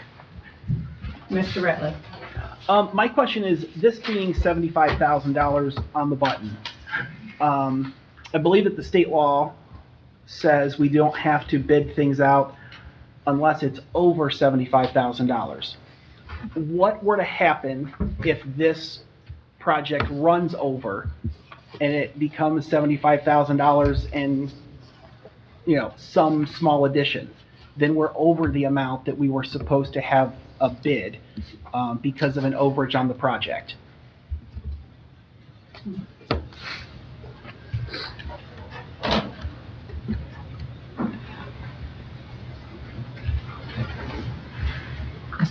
As just along the same lines, I know it doesn't meet the $75,000 threshold, but I'd like to see us put this kind of stuff out to bid. I'm a contractor myself. I know if there's only one bid coming in, it's not very competitive. So if we're up there and breaching that threshold, I'd like to see more than one bid coming in on it, so we can, make those companies be a little more competitive. We have plenty of local companies, plenty of local electric companies. I'm not against this. I just like to see more bids when it comes to spending the money like that. Mr. Shaw? Does this ordinance doesn't grant permission for the mayor to sign a contract with the contractor, it just accepts the grant, correct? So at this point, we're just accepting that. I guess if we're just have an ordinance before us that's accepting this bid or authorizing the mayor to enter into contract to receive this grant, there's another round of them coming back to us to enter into contract with the provider. But isn't it reimbursement? It's reimbursement. Yeah, it's reimbursement. Yeah. So the work would have to be done first, Jason. Yeah, and I'd be happy to get more quotes on that. Kenny Ballinger, who's on vacation currently, he's the one that handled that. But we can definitely go out and get more quotes for that. Initially, this project was only to do Kennedy Field. And it just so happened, they came back with a grant and said, hey, this is for 75,000. So we were trying to figure out our other needs, and that's how the other field got looped into that. But we can for sure go back for. All right, Mr. Chavez? Yes, Mr. Bodine, is there a time period with this grant that we have to have it spent and under contract? We have 2 years. Oh, so we have plenty of time for another reading then. Okay. Mr. Smith, Mr. T. Smith? I'll rescind my motion to suspend. All right. So would you like to just leave this at a first reading, Mr. Smith? Certainly. I do have a question. Mr. Arsene? I noticed that the quote says it's valid for only 30 days. So we do have a time constraint.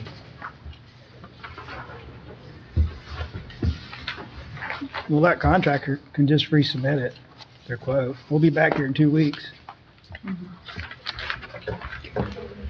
Yeah, just one. Anything else? No. Yes. I have a question. Were you going to vote on? Yes, one of the police.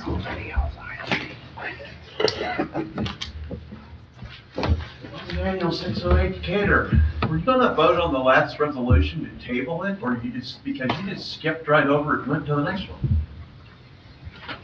We left it as a first reading. If you're talking But there about. was no vote to table or It, to suspend? it will be on the next agenda and possibly the next agenda. You mean the next one? Yeah. Okay. We didn't table anything. Every ordinance resolution has to go through 3 readings. What we just did on the previous item 3 was the first reading. So it's got 2 more chances. Well, I was just confused because anything up to that point you voted on, and then all of a sudden it was just like, and we go right to Columbia Gas. So that was like confusion. Yeah, so far we've done nothing with it. Yep, yep.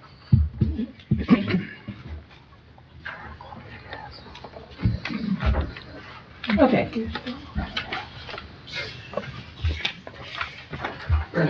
So just to clarify then, we're doing the same thing here, first reading for item number 4, ordinance 2025-004.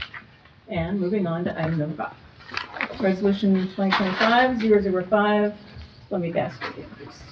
Resolution declaring the council's opposition to Columbia Gas's proposed rate increase and requesting the Public Utilities Commission of Ohio deny said request and declaring an emergency. And this is out of your committee, Ms. Ratliff? Yes, this came out of committee with a 3-0 recommendation to pass on to council and for approval. Columbia Gas has asked for a $27.8 million increase in their natural gas distribution, and we are deeming that excessive, unreasonable, and unjust, and are asking the PUCO to deny that request. Okay. Mr. Rollins? I'll motion to suspend. We have a motion to suspend the 3 readings rule. Second. And Mr. Barr has the second.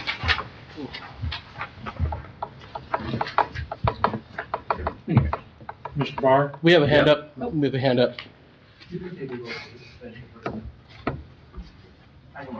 Okay.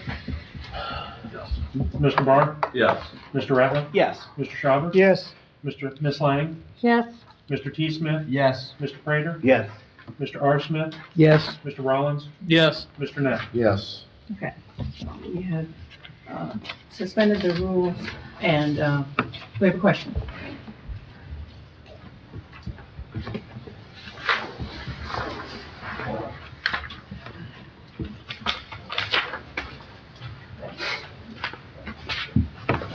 Christian Espen, 211 East Fairground. Besides Marion, how many other municipalities need to sign on to the Public Utilities Commission to take this serious? Do we know? No idea. I think the answer they gave was the more municipalities The better. that yeah. Okay. Are there currently multiple, like we're joining in? Yes. On our current, okay. And I didn't know the answer to this already. Have we explored other options as a city? I mean, Columbia Gas is pretty much it, right? we're just telling them we don't want them to raise our rates. But if they say, sure, we're gonna do it anyways, there's really no other natural gas option, is that correct? I mean, that's a safe assumption. Because of the way that utilities are, I guess, divvied up, and that the PUCO is kind of the governing agency of that, and so they can't just say we are increasing by X amount of dollars. It has to be approved.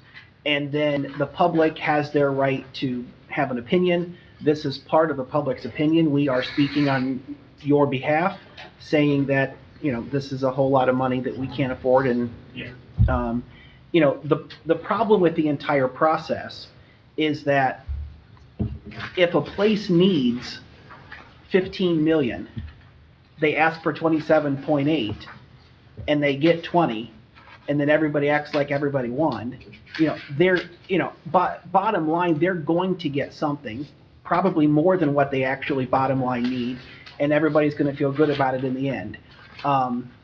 But that's, you know, that's the way that the process goes. But unless we oppose it, you know, I mean, this is the right place to start. Well, I'm not against opposing it at all. I mean, read my gas bill, and I know that they are kind enough to show me all of the other options that I don't have options for. So I was just asking if we have explored as a city other options, but there really aren't. There really aren't, and we're really early in the process, so I don't know how many other municipalities have done this. We would have to be one of the first ones, because we got on this truthfully on like day one. I know that, I think maybe 2 years ago this was brought up, and I know that Mark brought up the rate increase as well, and he wanted to get people into a stable rate system to where you would automatically be enrolled. Yeah. So is that similar? There's two different parts to this. There's the distribution, which this is an increase for, and then there's, I don't know, the supply or the providers. Those can be different people that are selling you the product, but it all comes back to Columbia Gas is the one that has the gas to sell to these other entities. So this is just on the lines getting it through their system. All right. Thank you. Thank you. Yes, Mark?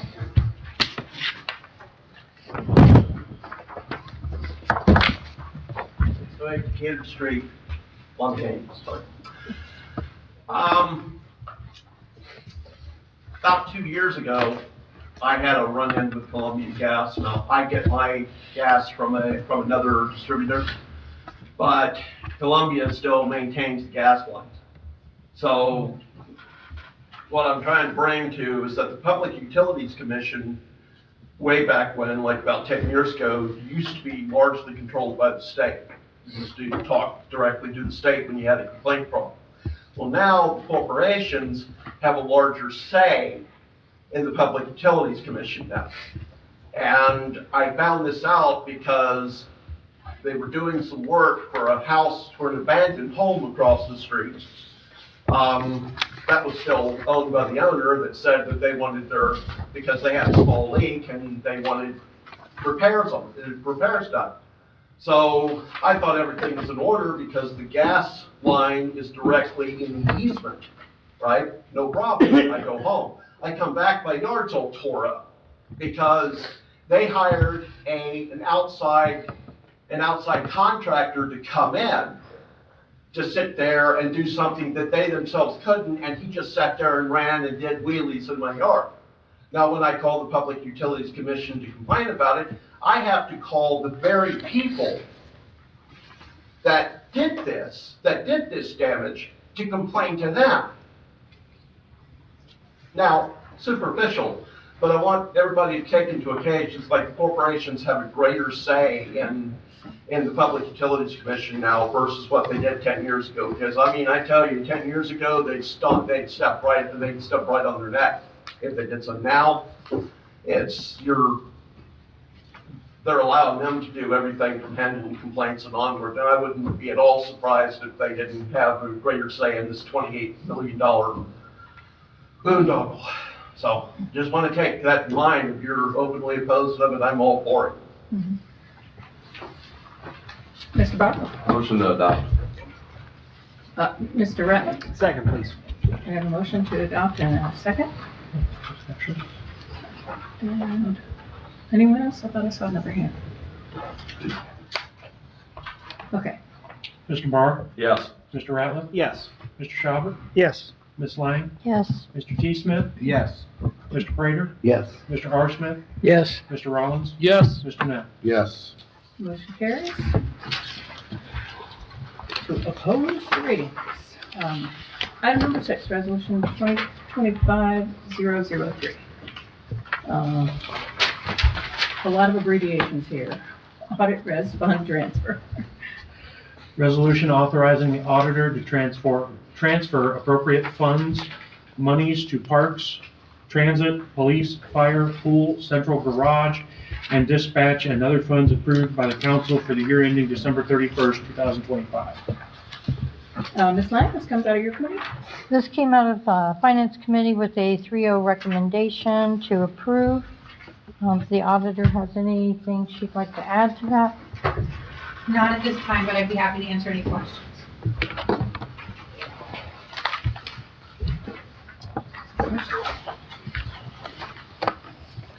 Mr. Brown?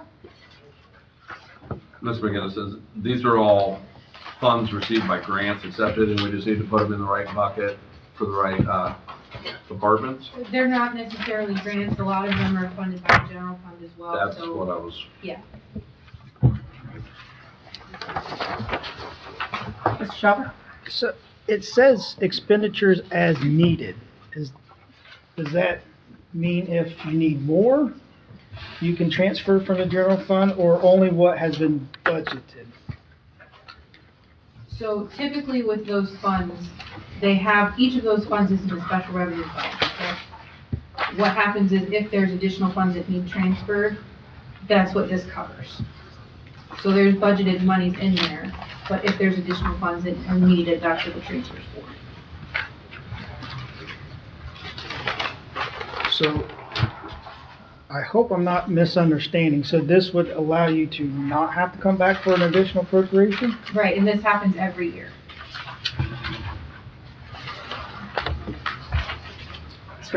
I'm quite sure you have a misunderstanding of what the ordinance is. We have appropriated a certain amount of money. This allows the appropriated funds to receive the money from the general fund. Right, but If it's you not were- all transferred at the same time. Correct, but if you were to need more than what is appropriated in the actual budget, you would have to come and get approval for that. Right. Okay. I must have misspoken, I apologize. Okay. There are budgeted amounts for transfers to these departments. Just rather than having each of those transfers all transferred at the beginning of the year, it allows us to transfer as needed. Okay, so you will transfer as needed within the approved budget Right, frame. right.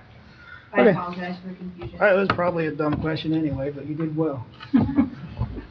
Mr. Barr? I'll make a motion to suspend. We have a motion to suspend the 3 readings rule, and Mr. R. Smith Second. has the second. Hearing nothing else, let's go ahead. Mr. Barr? Yes. Mr. Ratliff? Yes. Mr. Schauber? Yes. Ms. Lang? Yes. Mr. T. Smith? Yes. Mr. Prater? Yes. Mr. R. Smith? Yes. Mr. Rollins? Yes. Mr. Neff? Yes. Motion to suspend 3 readings carries. Mr. Barr? Motion to adopt. We have a motion to adopt. And a second, it looks like, for Ms. Lang? Okay. Second, yes. You're ready. Mr. Barr? Yes. Mr. Ratliff? Yes. Mr. Schauber? Yes. Ms. Lang? Yes. Mr. T. Smith? Yes. Mr. Prater? Yes. Mr. R. Smith? Yes. Mr. Rollins? Yes. Mr. Neff? Yes. Motion carries unanimously. And item number 7, ordinance 2025-005, carryover 2024 expenses ordinance. Ordinance making appropriations in the below listed line items for the year ending December 31st, 2025. Ms. Lang from Finance Committee? This again came out of Finance Committee with a 3-0 recommendation to approve. And these are bills that were appropriated, the funds were appropriated in 2024, but contracts have not been completed, so we need to transfer the funds into the 2025 budget. Okay. Mr. Schauber? This time last year, and I may be confusing it with a different ordinance. So we had the bike trail building last year carried over. It's not on this one, and I don't believe we've done anything with that building. Or is that a different ordinance that'll be coming with projects that aren't completed?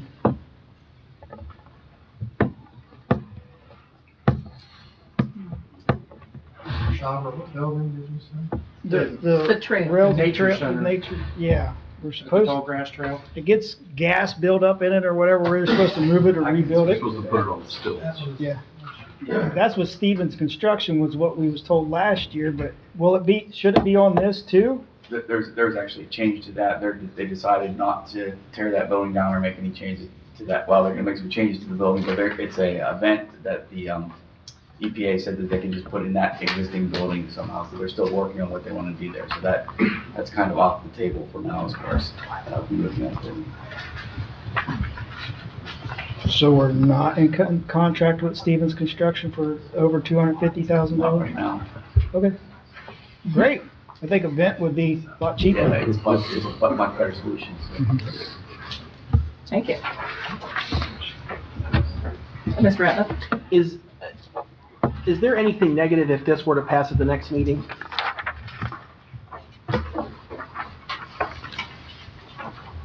Any particular time constraints that we know of, Mayor Collins or? Ms. Lang, is this gonna affect the timeline of Casey's report for February?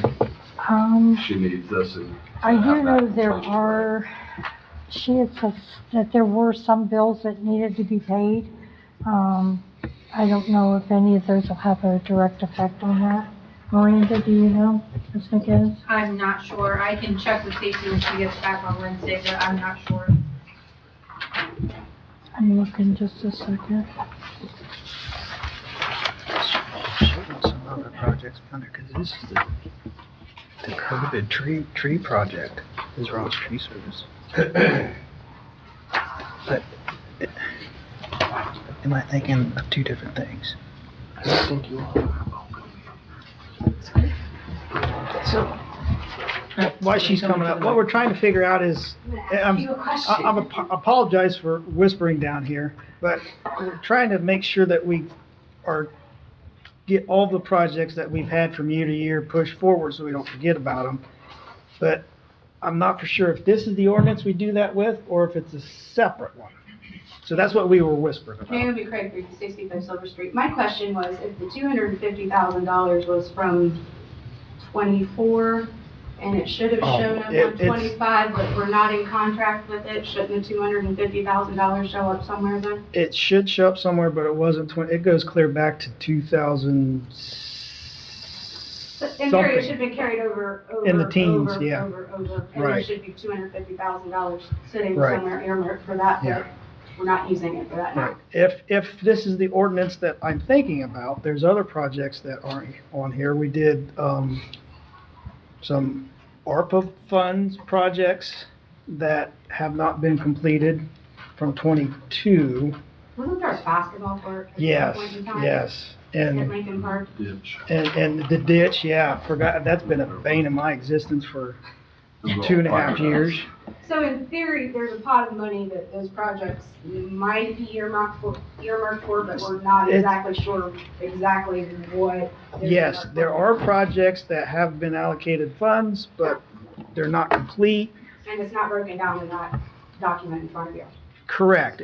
But again, I don't know if this is the one, if it's this ordinance or if it's a different one. Okay, when you hear six figures, that $250,000 is supposed to be on a piece of paper somewhere, and so Right. now it's kind of Right. concerning, especially when we're talking $10 million budget deficit. Ms. Lyon? It was my understanding that these are open POs that were not paid in 2024. I did have a conversation with Ms. Courtwright and had asked her if there were any, old allocations or appropriations that were made that, if they were all being brought forward, and to her knowledge, she could not find any. So if there are some out there that you are aware of, I would appreciate you, you could make a list of those so we could do some more research on that.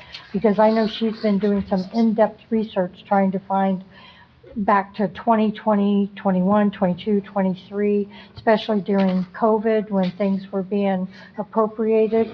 And there was no record kept by whomever was supposed to be doing that. And she has done a lot of digging to find all and every appropriation that, so that we could make sure that those were all in this budget. If I might, there was a spreadsheet I left on the tables for you that Ms. Courtwright sent me Friday afternoon. 2024 purchase orders that were still open. And she said that would better explain the ordinance. No, it's worse. More information and no one to explain it, it's worse. Yeah. Since we're on that, the other item I left on the table was ordinance 2025-006, which would be the next item on the agenda. Item number 8.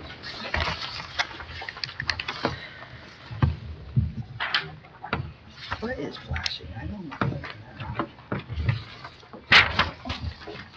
Without having all the answers to all of our questions, I would definitely say we need to leave this as a first read until Ms. Courtwright is back to answer those questions.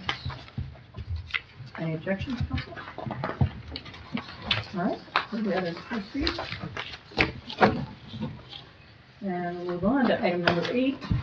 So as Mr. Pollack said, that's the ordinance. You have a sheet in front of you that pertains to this.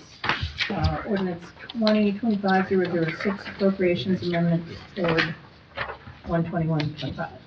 Ordinance making adjustments to appropriations for the year ending December 31st, 2025.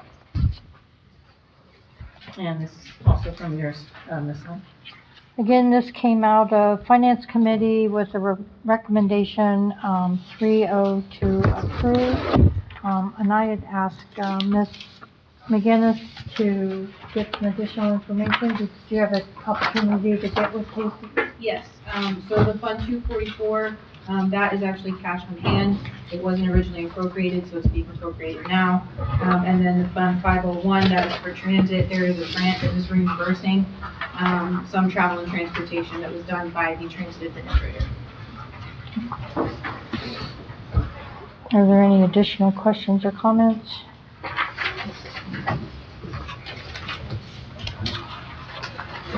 If not, I'd like to make a motion to suspend Rule 44. Sorry, move on to the next sheet. Motion to suspend the 3 readings rule from Ms. Lang and a second from Mr. Rollins. So moved. Thank you. Any other discussion? If not, let's go ahead. Mr. Barr? Yes. Mr. Ratliff? Yes. Mr. Schauber? Yes. Ms. Lang? Yes. Mr. T. Smith? Yes. Mr. Prater? Yes. Mr. R. Smith? Yes. Mr. Rollins? Yes. Mr. Neff? Yes. Motion to suspend 3 readings carries. And Ms. Lang? Motion to adopt. Motion to adopt. And I saw Mr. Rollins again first. Second? For the second? Yes, so moved. That was Lang and Rollins. Mr. Barr? Yes. Mr. Ratliff? Yes. Mr. Schauber? Yes. Ms. Lang? Yes. Mr. T. Smith? Yes. Mr. Prater? Yes. Mr. R. Smith? Yes. Mr. Rollins? Yes. Mr. Neff? Yes. Motion carries unanimously. The ordinance 2025-005 appropriations amendment. Next is item number 9, resolution 2025-006, tires grant.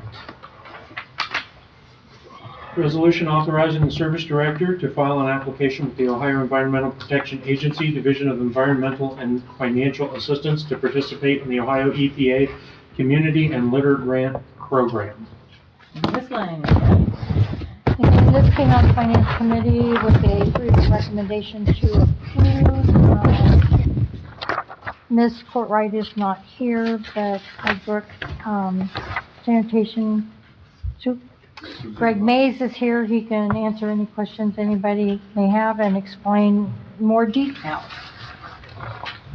This is a grant we're applying for to help with the growing tire problem in Marion. We applied for it. We're trying to get some extra funds to help. My understanding that this is a $100,000 grant. I think there's an opportunity for $200,000 in the whole grant, but we didn't apply. There's $50,000 in this particular line item And we do, that we could qualify for, and then it'll come back to what we could actually get for us.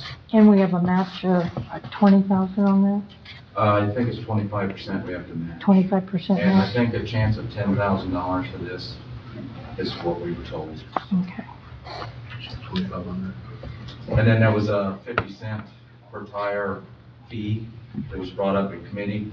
That, in there, there is a fee for that, but there's no specific who has to pay for that. How to put it in. We currently were talking about different options on like a tire drop off that we could help, get rid of some more tires in the area. And that's also for equipment and disposal. I mean, there's a whole lot in that packet that I gave you guys for shredder. Mr. Ratliff, you have something Yeah, to so where did you get the information that says we don't have to charge that? Well, you have to charge it, but I don't know how, if you charge it to the residents, if it's added into our removal, but you have to have the 50 cents in there. Correct. So, because I did some calling since committee and asked kind of the same questions that I asked here. And it's their position that, because I gave the same exact scenario, that if we were to do a neighborhood cleanup project and we want to remove tires, and let's say they had 4 tires but didn't have $2, that we were not able to take them. Well, we have a bin that we take the neighborhood tires for the cleanups. So this would be probably this would be a tire drop off or something that would be a different event. Okay, but even in section 2, it says participation in the program will require compliance with the program guidelines and assures, including, but not limited to, charging a fee of 50 cents per scrap tire collected as part of the scrap tire amnesty and cleanup events. Yes. And so they reaffirmed that to me on the phone, that yes. There will be a 50 cent. And that we cannot waive that. Right. So to me, it's problematic, and it creates a hurdle at different points that if we're trying to do a free neighborhood cleanup in, a less economically prosperous end of town, and the person that has tires doesn't have money, we can't take the tires. Well, we take them, we put them in our other. Okay, then we would be violating the program. If we are having a tire drop off, it's different. Separate events. This would be a totally separate event. Yes, the cleanups are totally different. We have a bin for that. It's 2 separate programs. This could be something at Lincoln Park, someone can help out. Ms. Lang, I saw your hand up, and then Mr. Bodine might have a comment too, and we have something from Ms. Corbin out here, if you want to come up to the mic. We were confused by reading this as well, because you're including EPA and DKM, and that's 2 different programs. So we have a tire grant, litter grant, that we just gave you guys, that we just awarded. We do not charge 50 cents, but EPA does have that program, and there's different tire grant with EPA, within EPA. So it depends on their guidelines of what grant you're applying for. There are some that require it does not, I may be misspeaking, it does not have to be by the resident, but but they encourage that. Yeah. So it could be a match or, provided another way. We also have 3 bins. One is DKM in the front, one's DKM, and I think EPA assisted in the back, and we have one for tire cleanups that I believe the city pays for. I believe, so. I think you're right. We do have an option that if we come across a cleanup, which all cleanups, we pay to take care of all the tires. So any assistance on any of the tires, money-wise, would definitely help. And there is a huge problem with abandoned and left in garages and basements, tires all throughout Marion. They throw them in fields, ditches, I mean, constantly, with Danny Ice getting tires here, getting tires there. So anything to help would definitely benefit the city. We looked at this grant as an option to try to pull in some help financially. We're encouraged to try to find these grants. Michelle, which she mentioned earlier, has been a big help as far as, deterring things from landfill. So my question is, if we don't have a neighborhood project going on and we don't have a cleanup going on, we don't have a tire dump, there's nothing going on, this would allow residents to bring the tires directly to the sanitation department, and for a $50 fee, they could dispose. Would that be a separate container, like a fourth container then? We have a lot of options in that grant. So, I mean, there's, it says equipment, they say disposal. I mean, there's a lot of different in that tire amnesty. It's not just the drop off. I don't know where it would go. I mean, we're just trying to get it right now. We don't even know if we'll get it till April 1st, I believe. So we're just applying for it, trying to keep our options open, and I did try to find out as much as I could on the website to get you folks for a better, and I apologize, the last meeting, I should have had it then. So. Mr. Bodine, did you have something to add? Twyla kind of explained it. Okay. Kind of what I was gonna say about it, like, not necessarily use that grant completely for the cleanups. I know everybody's heavily focused on the cleanups, but there is other opportunities where a citizen has 4 old tires in his garage. He wants to get rid of them. He'll take them to the city, get rid of them for a few bucks. It's not always a situation where the way Mr. Ratliff is presenting it. So we're looking at other solutions. I just want him to be aware of it. It could be something where we throughout the year, we have a place where we put this stuff. When they come up, somebody wants to help or whatever. I mean, it's just another option.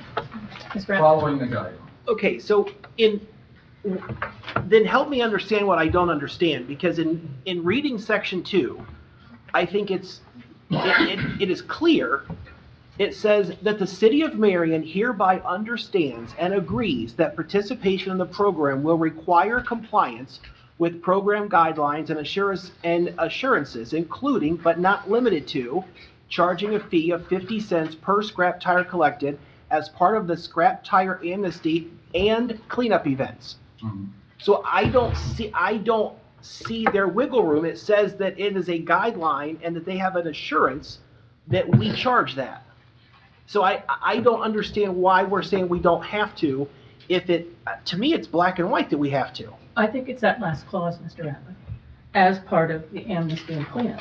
Because the citizen that just brings the tires over to the city is not part of the amnesty or cleanup, are they? Not the way that sounds. I think there's a lot of different programs.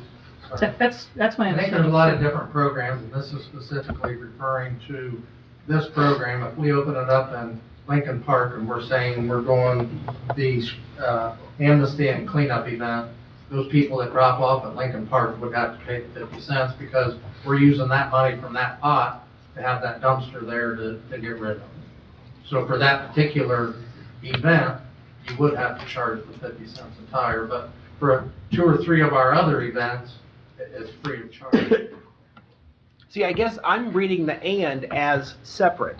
Amnesty and cleanup events. Yeah, that's only if we choose to use it for a cleanup event. We wouldn't use this during a cleanup event. We already have money and funds in place to take care of those tires for cleanup events, like Love Your Neighborhood. If that makes sense. So we would use city money for that. In other words, it's not this particular grant money. Okay. Mr. Schaub. So in the grant, it says, or equipment. Is there other equipment we can get? I think Mr. Barr said a shredder or something. Potentially, right? Well, that, and also Dan Ice has to load a lot of the stuff in the truck if he can get it. You getting a tailgate lift or something? So I don't, it kills Dan sometimes to have to load this thing. Okay. So the grant in dollars does not have to necessarily go towards a tire. Right. That's what I was wondering. Yeah. So we could potentially use this grant Yeah. for equipment to Yeah, help so out. There's a lot of options in that. If you need a lift gate on a dump bed or something. I'm sure there'd be a lot more regulations to it if we got closer to it or whatever. And just to clear up any hesitancy, if we apply and receive this grant, you're gonna follow the guidelines. We're not gonna take tires and not charge somebody 50 cents if it falls under the guidelines. We're gonna use it properly. I'm sorry. Can I get one payment? Sure. Yeah. Is that right, Mr. Mayor? Yes. Okay. We just, to clarify, we just really wanted to try to get help as much as we could. I don't know everything about the grants, but as far as I know. But if you do get it, you're gonna adhere to the guidelines. That we have to do. Yeah. We're not gonna, we don't even know if we will get it right now. Hopefully we will. We do hope we get it. Thank you.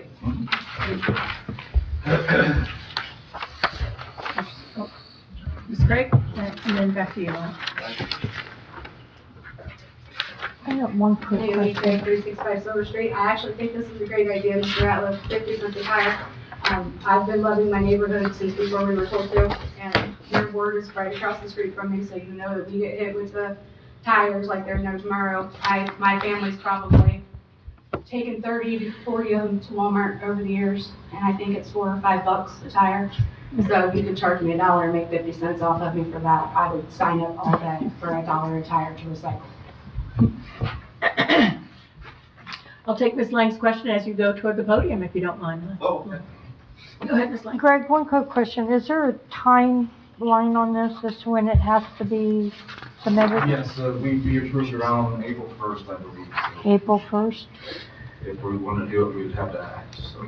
So it wouldn't hurt if we went to a second or third read on this then? Okay.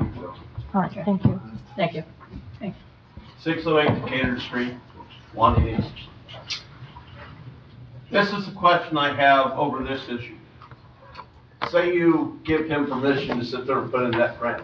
Say we get that grant in April 1st. Are we gonna bail out Logan's tires for that mess that they have on their street? Because I complained about that a number of years back, about the load of tires that they had sitting there. And what I was told, I complained to the city first because I lived here, and they said, well, they belong in the county. Well, then later on, I went to the other side, and they said, well, they bought that property, that patch of green space, and decided to turn it into a tire dump. So now I hear that we're actually trying to get them to clean it up. Now, is the city gonna sit there and, because they get paid to take those tires, by the way, a certain amount of money per tire. I know that because I go to Ren's Tire in town. I pay them $5 a piece. Now, they get rid of their tires, but it doesn't seem Logan has a problem getting rid of theirs. And that bunch has been sitting there, 20,000 tires there, I think, has been sitting there for the last 3 years. And I'm telling you, it's like, is the city gonna have to sit there and bail them out? I think the mayor can answer that question. We're absolutely not going to bail them out. Some of those tires that are on that lot are probably from cleanups that we did several years ago.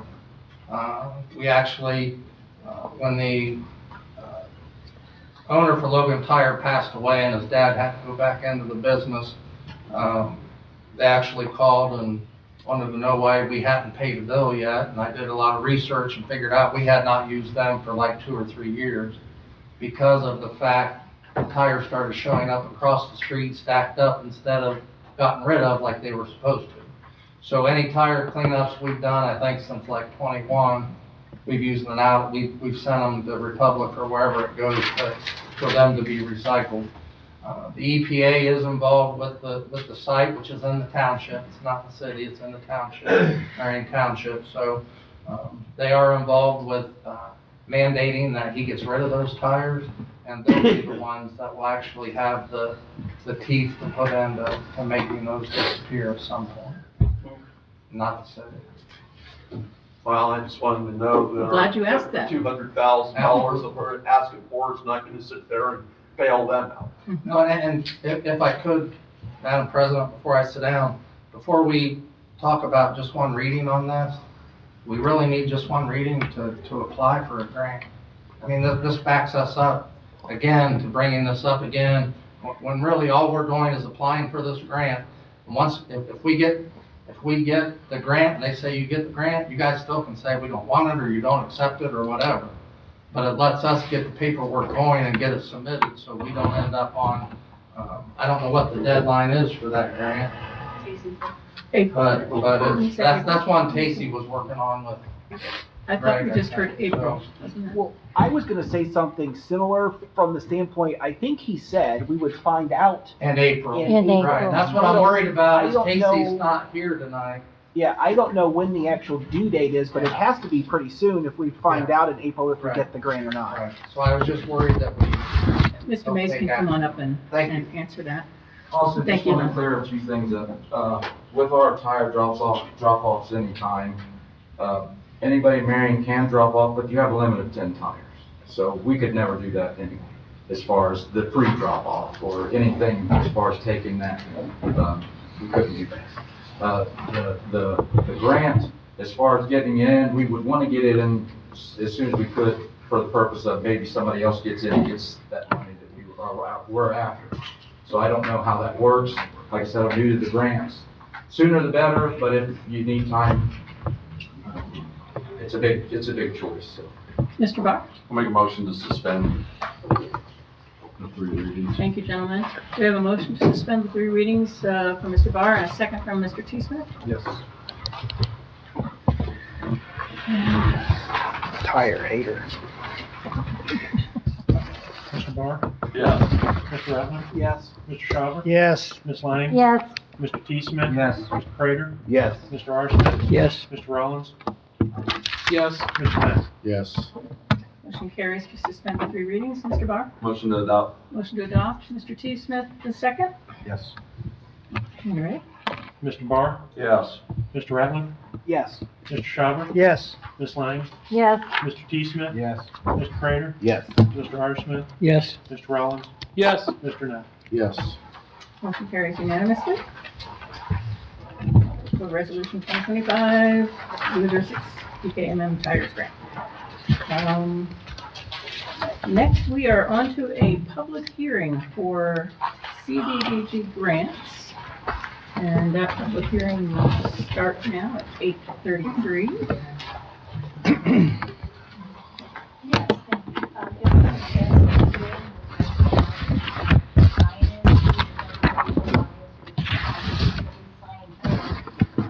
Something that we do submit with the grants, through our citizen participation process. I know I've spoken to council members before about the block grant project. I usually say this every single time because so many times I have seen people not sign in and just pass it by. But for more public participation, for more people to come to this, we get, these are grants by points. So the more people that are here, the more points that we get. So I'm just asking you to sign and not pass it by. I mean, your name's not turned in anywhere other than we get to count the names for additional points for the grant. So I usually, I think I say that every single year, but. Mr. Ratliff, does that include non-residents? It does. Okay, Yeah, so anybody here? Anybody here. Okay. Mr. Walker. Just put, I put on there a section for address or affiliation. You can put just Marion resident if you want. Yeah, if you're uncomfortable with that. Concerned citizen. So this meeting is mostly to announce it to the citizens, so I am glad that you're using a viewing audience of, 15 to 2,000 people or so. But, so what I will do, I will leave some information on this podium for citizens, because the council understand had it as well. I've kind of color-coded it, so I'll leave one with the blur, just so you can see that. But this process, the state of Ohio has a variety of grants. One is the formula grant, which the city will get and go through a process. And it's going to be kind of heavy on the Jobs and Economic Development Committee. So in our citizen participation process, you'll see they're kind of highlighted in blue. So all of the projects, we're going to ask that citizens and council and department heads submit projects to regional planning, and I've got the application in here, kind of a pre-application to our office by April 18th. And then we're going to give it kind of filter through that to Jobs and Economic Development Committee to kind of go through, those individuals get opportunity to present to committee, then committee at their second meeting of it, will make a recommendation to full council. And we'll put that potential budget in the newspaper. We'll hold a second public hearing. This is considered our first public hearing, and then that will be later, closer to May, because the grant is due June 12th. Similarly, again, for citizen participation, and one thing that's a little different in here, I tried to fine tune it more, but our, the city, for the first time, over the entire city as a whole is 55% low and moderate income. Individual block groups, and I've highlighted on the yellow here, are also tracts and block groups, which is a smaller level of the census tract, that are also predominantly low and moderate income. So we're thinking of projects, we want to show that either that individual location, that neighborhood, that service area, let's say it's something that just benefits one street, we may want to show that that area is in a low and moderate income community or block. So these grants are geared toward projects that benefit low and moderate income areas or low and moderate income people or groups of people, such as adults with disability, victims of domestic violence, homeless, elderly, senior citizens, things like that. That's really the focus of these grants. They can do a little bit for slum and blight, removal of conditions of slum and blight, but since so much of the community is already falling in the LMI or low moderate income, chances are anything you think of might hit that eligibility criteria. So in the packets, and again, I'm interested to have citizens propose things, to their council people as well. Just, think about what you might do. There are competitive grants called neighborhood revitalization. With that, citizen participation is very important because we want to have a variety of meetings in a neighborhood. We want to hear from the neighbors, what are your 5 top projects, and then pick some projects to put in the grant from what the citizens have actually proposed. Critical infrastructure, those things that are on the verge of breaking down. That's where our engineer's office will be important to document how it's so critical. So these are the types of funding we have available to apply for. And I would like, just as Zoe is doing, try to leave nothing on the table. And if anything, even if the things don't get funded, it's another opportunity for the citizens and nonprofits and neighborhoods to really voice what their needs are. Because even if it's not funded this time, you're bringing it to the awareness of the council and the administration so that they can find a way to fund it. So that's what this public hearing is about. I appreciate the opportunity to speak. I will give one copy to clerk, just so if anybody has questions about the color coding, I guess to pass back. And then the rest are up here for citizens to take up after the meeting out there. Okay. And my contact information is on there for regional planning, across the street, second floor, at City Council. Okay, thank you. Any questions or concerns from the citizens before we close this public hearing? All right, we will do that then and call it at 8:39. And get back to our agenda. Matters not on the agenda.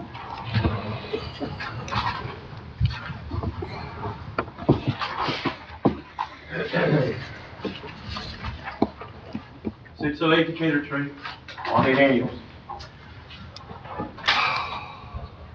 Had this discussion about the DKMM, and you know my pet peeves, especially the dumpsters out there on 95, where people come in with their loads of trash and tires and dump it there. That hasn't happened for a while. But this same conversation happened 5 years ago in 2019, when the previous person came up and threatened all of you that if you don't pass this, it's going to be a no vote and it's going to be taken out of your hands. I want to remind, if you don't already know, that if the city of Marion votes no and the city of Delaware votes no, there is no DKML.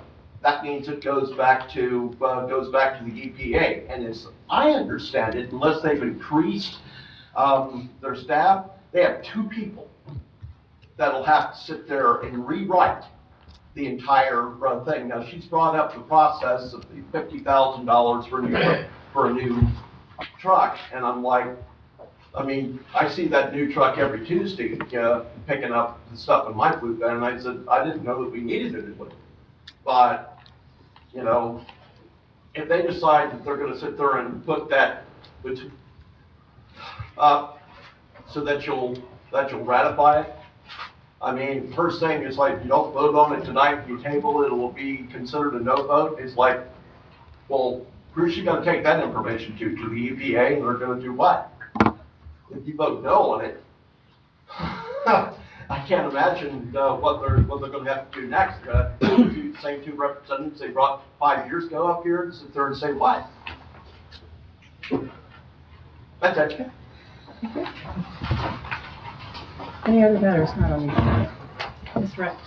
I was going to ask, I guess Jay McDonald's opinion. I saw where that the national FOP has come out against the pardoning of January 6th people who were violent, especially against law enforcement. And you are the president of the Ohio FOP, and I see where even some of your officers have made Facebook posts about this and has been liked by even Mayor Collins. And was going to see if you wanted us to entertain something to support the FOP's position and to work through the Ohio Municipal League to get other cities to join us in that effort. Okay. Are you asking me if I'm asking the council to do it? I'm asking if you would like to ask the council to do that. I don't think that, no, I'm not asking the council. The Fraternal Order of Police just came out and said violence against cops is wrong and was wrong. Pardons by the previous administration that downgraded the sentences of people who committed violence against the cops, that was wrong. Pardoning the January 6 people who committed violence against the cops, that is wrong. Violence against the police is wrong no matter who does it, under what political persuasion their supporters are. It's wrong in every step of the way. If the council wants to do something, they have that prerogative. And that's my opinion. Did you want to add something, sir? Okay. Any other matters? Any other matters? Okay. Hearing none, I'll move on to committee meetings.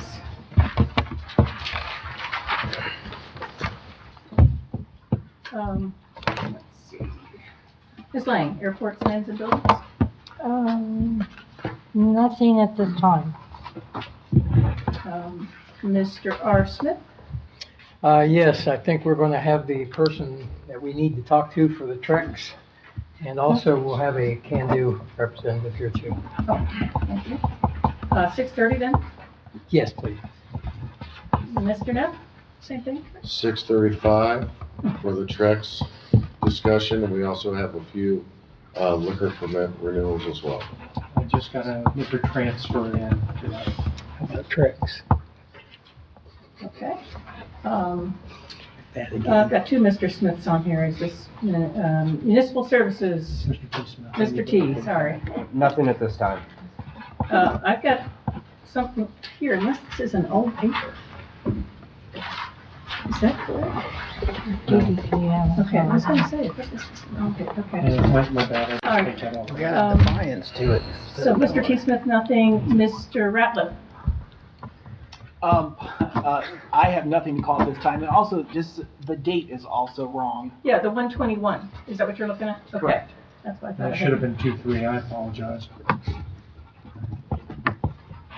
Okay, there's regional planning, fourth Wednesday. Okay, moving on to Mr. Barr then, streets and sewers.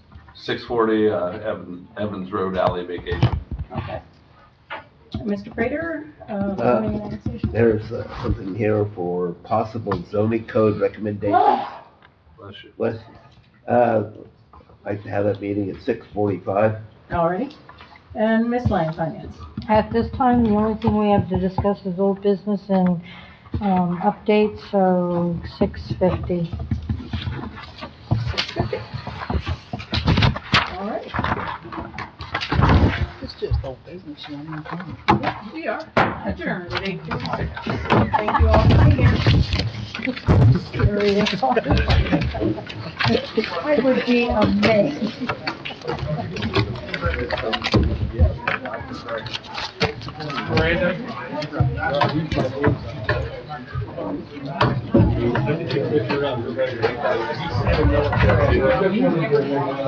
Hey, we've had longer supper. I know.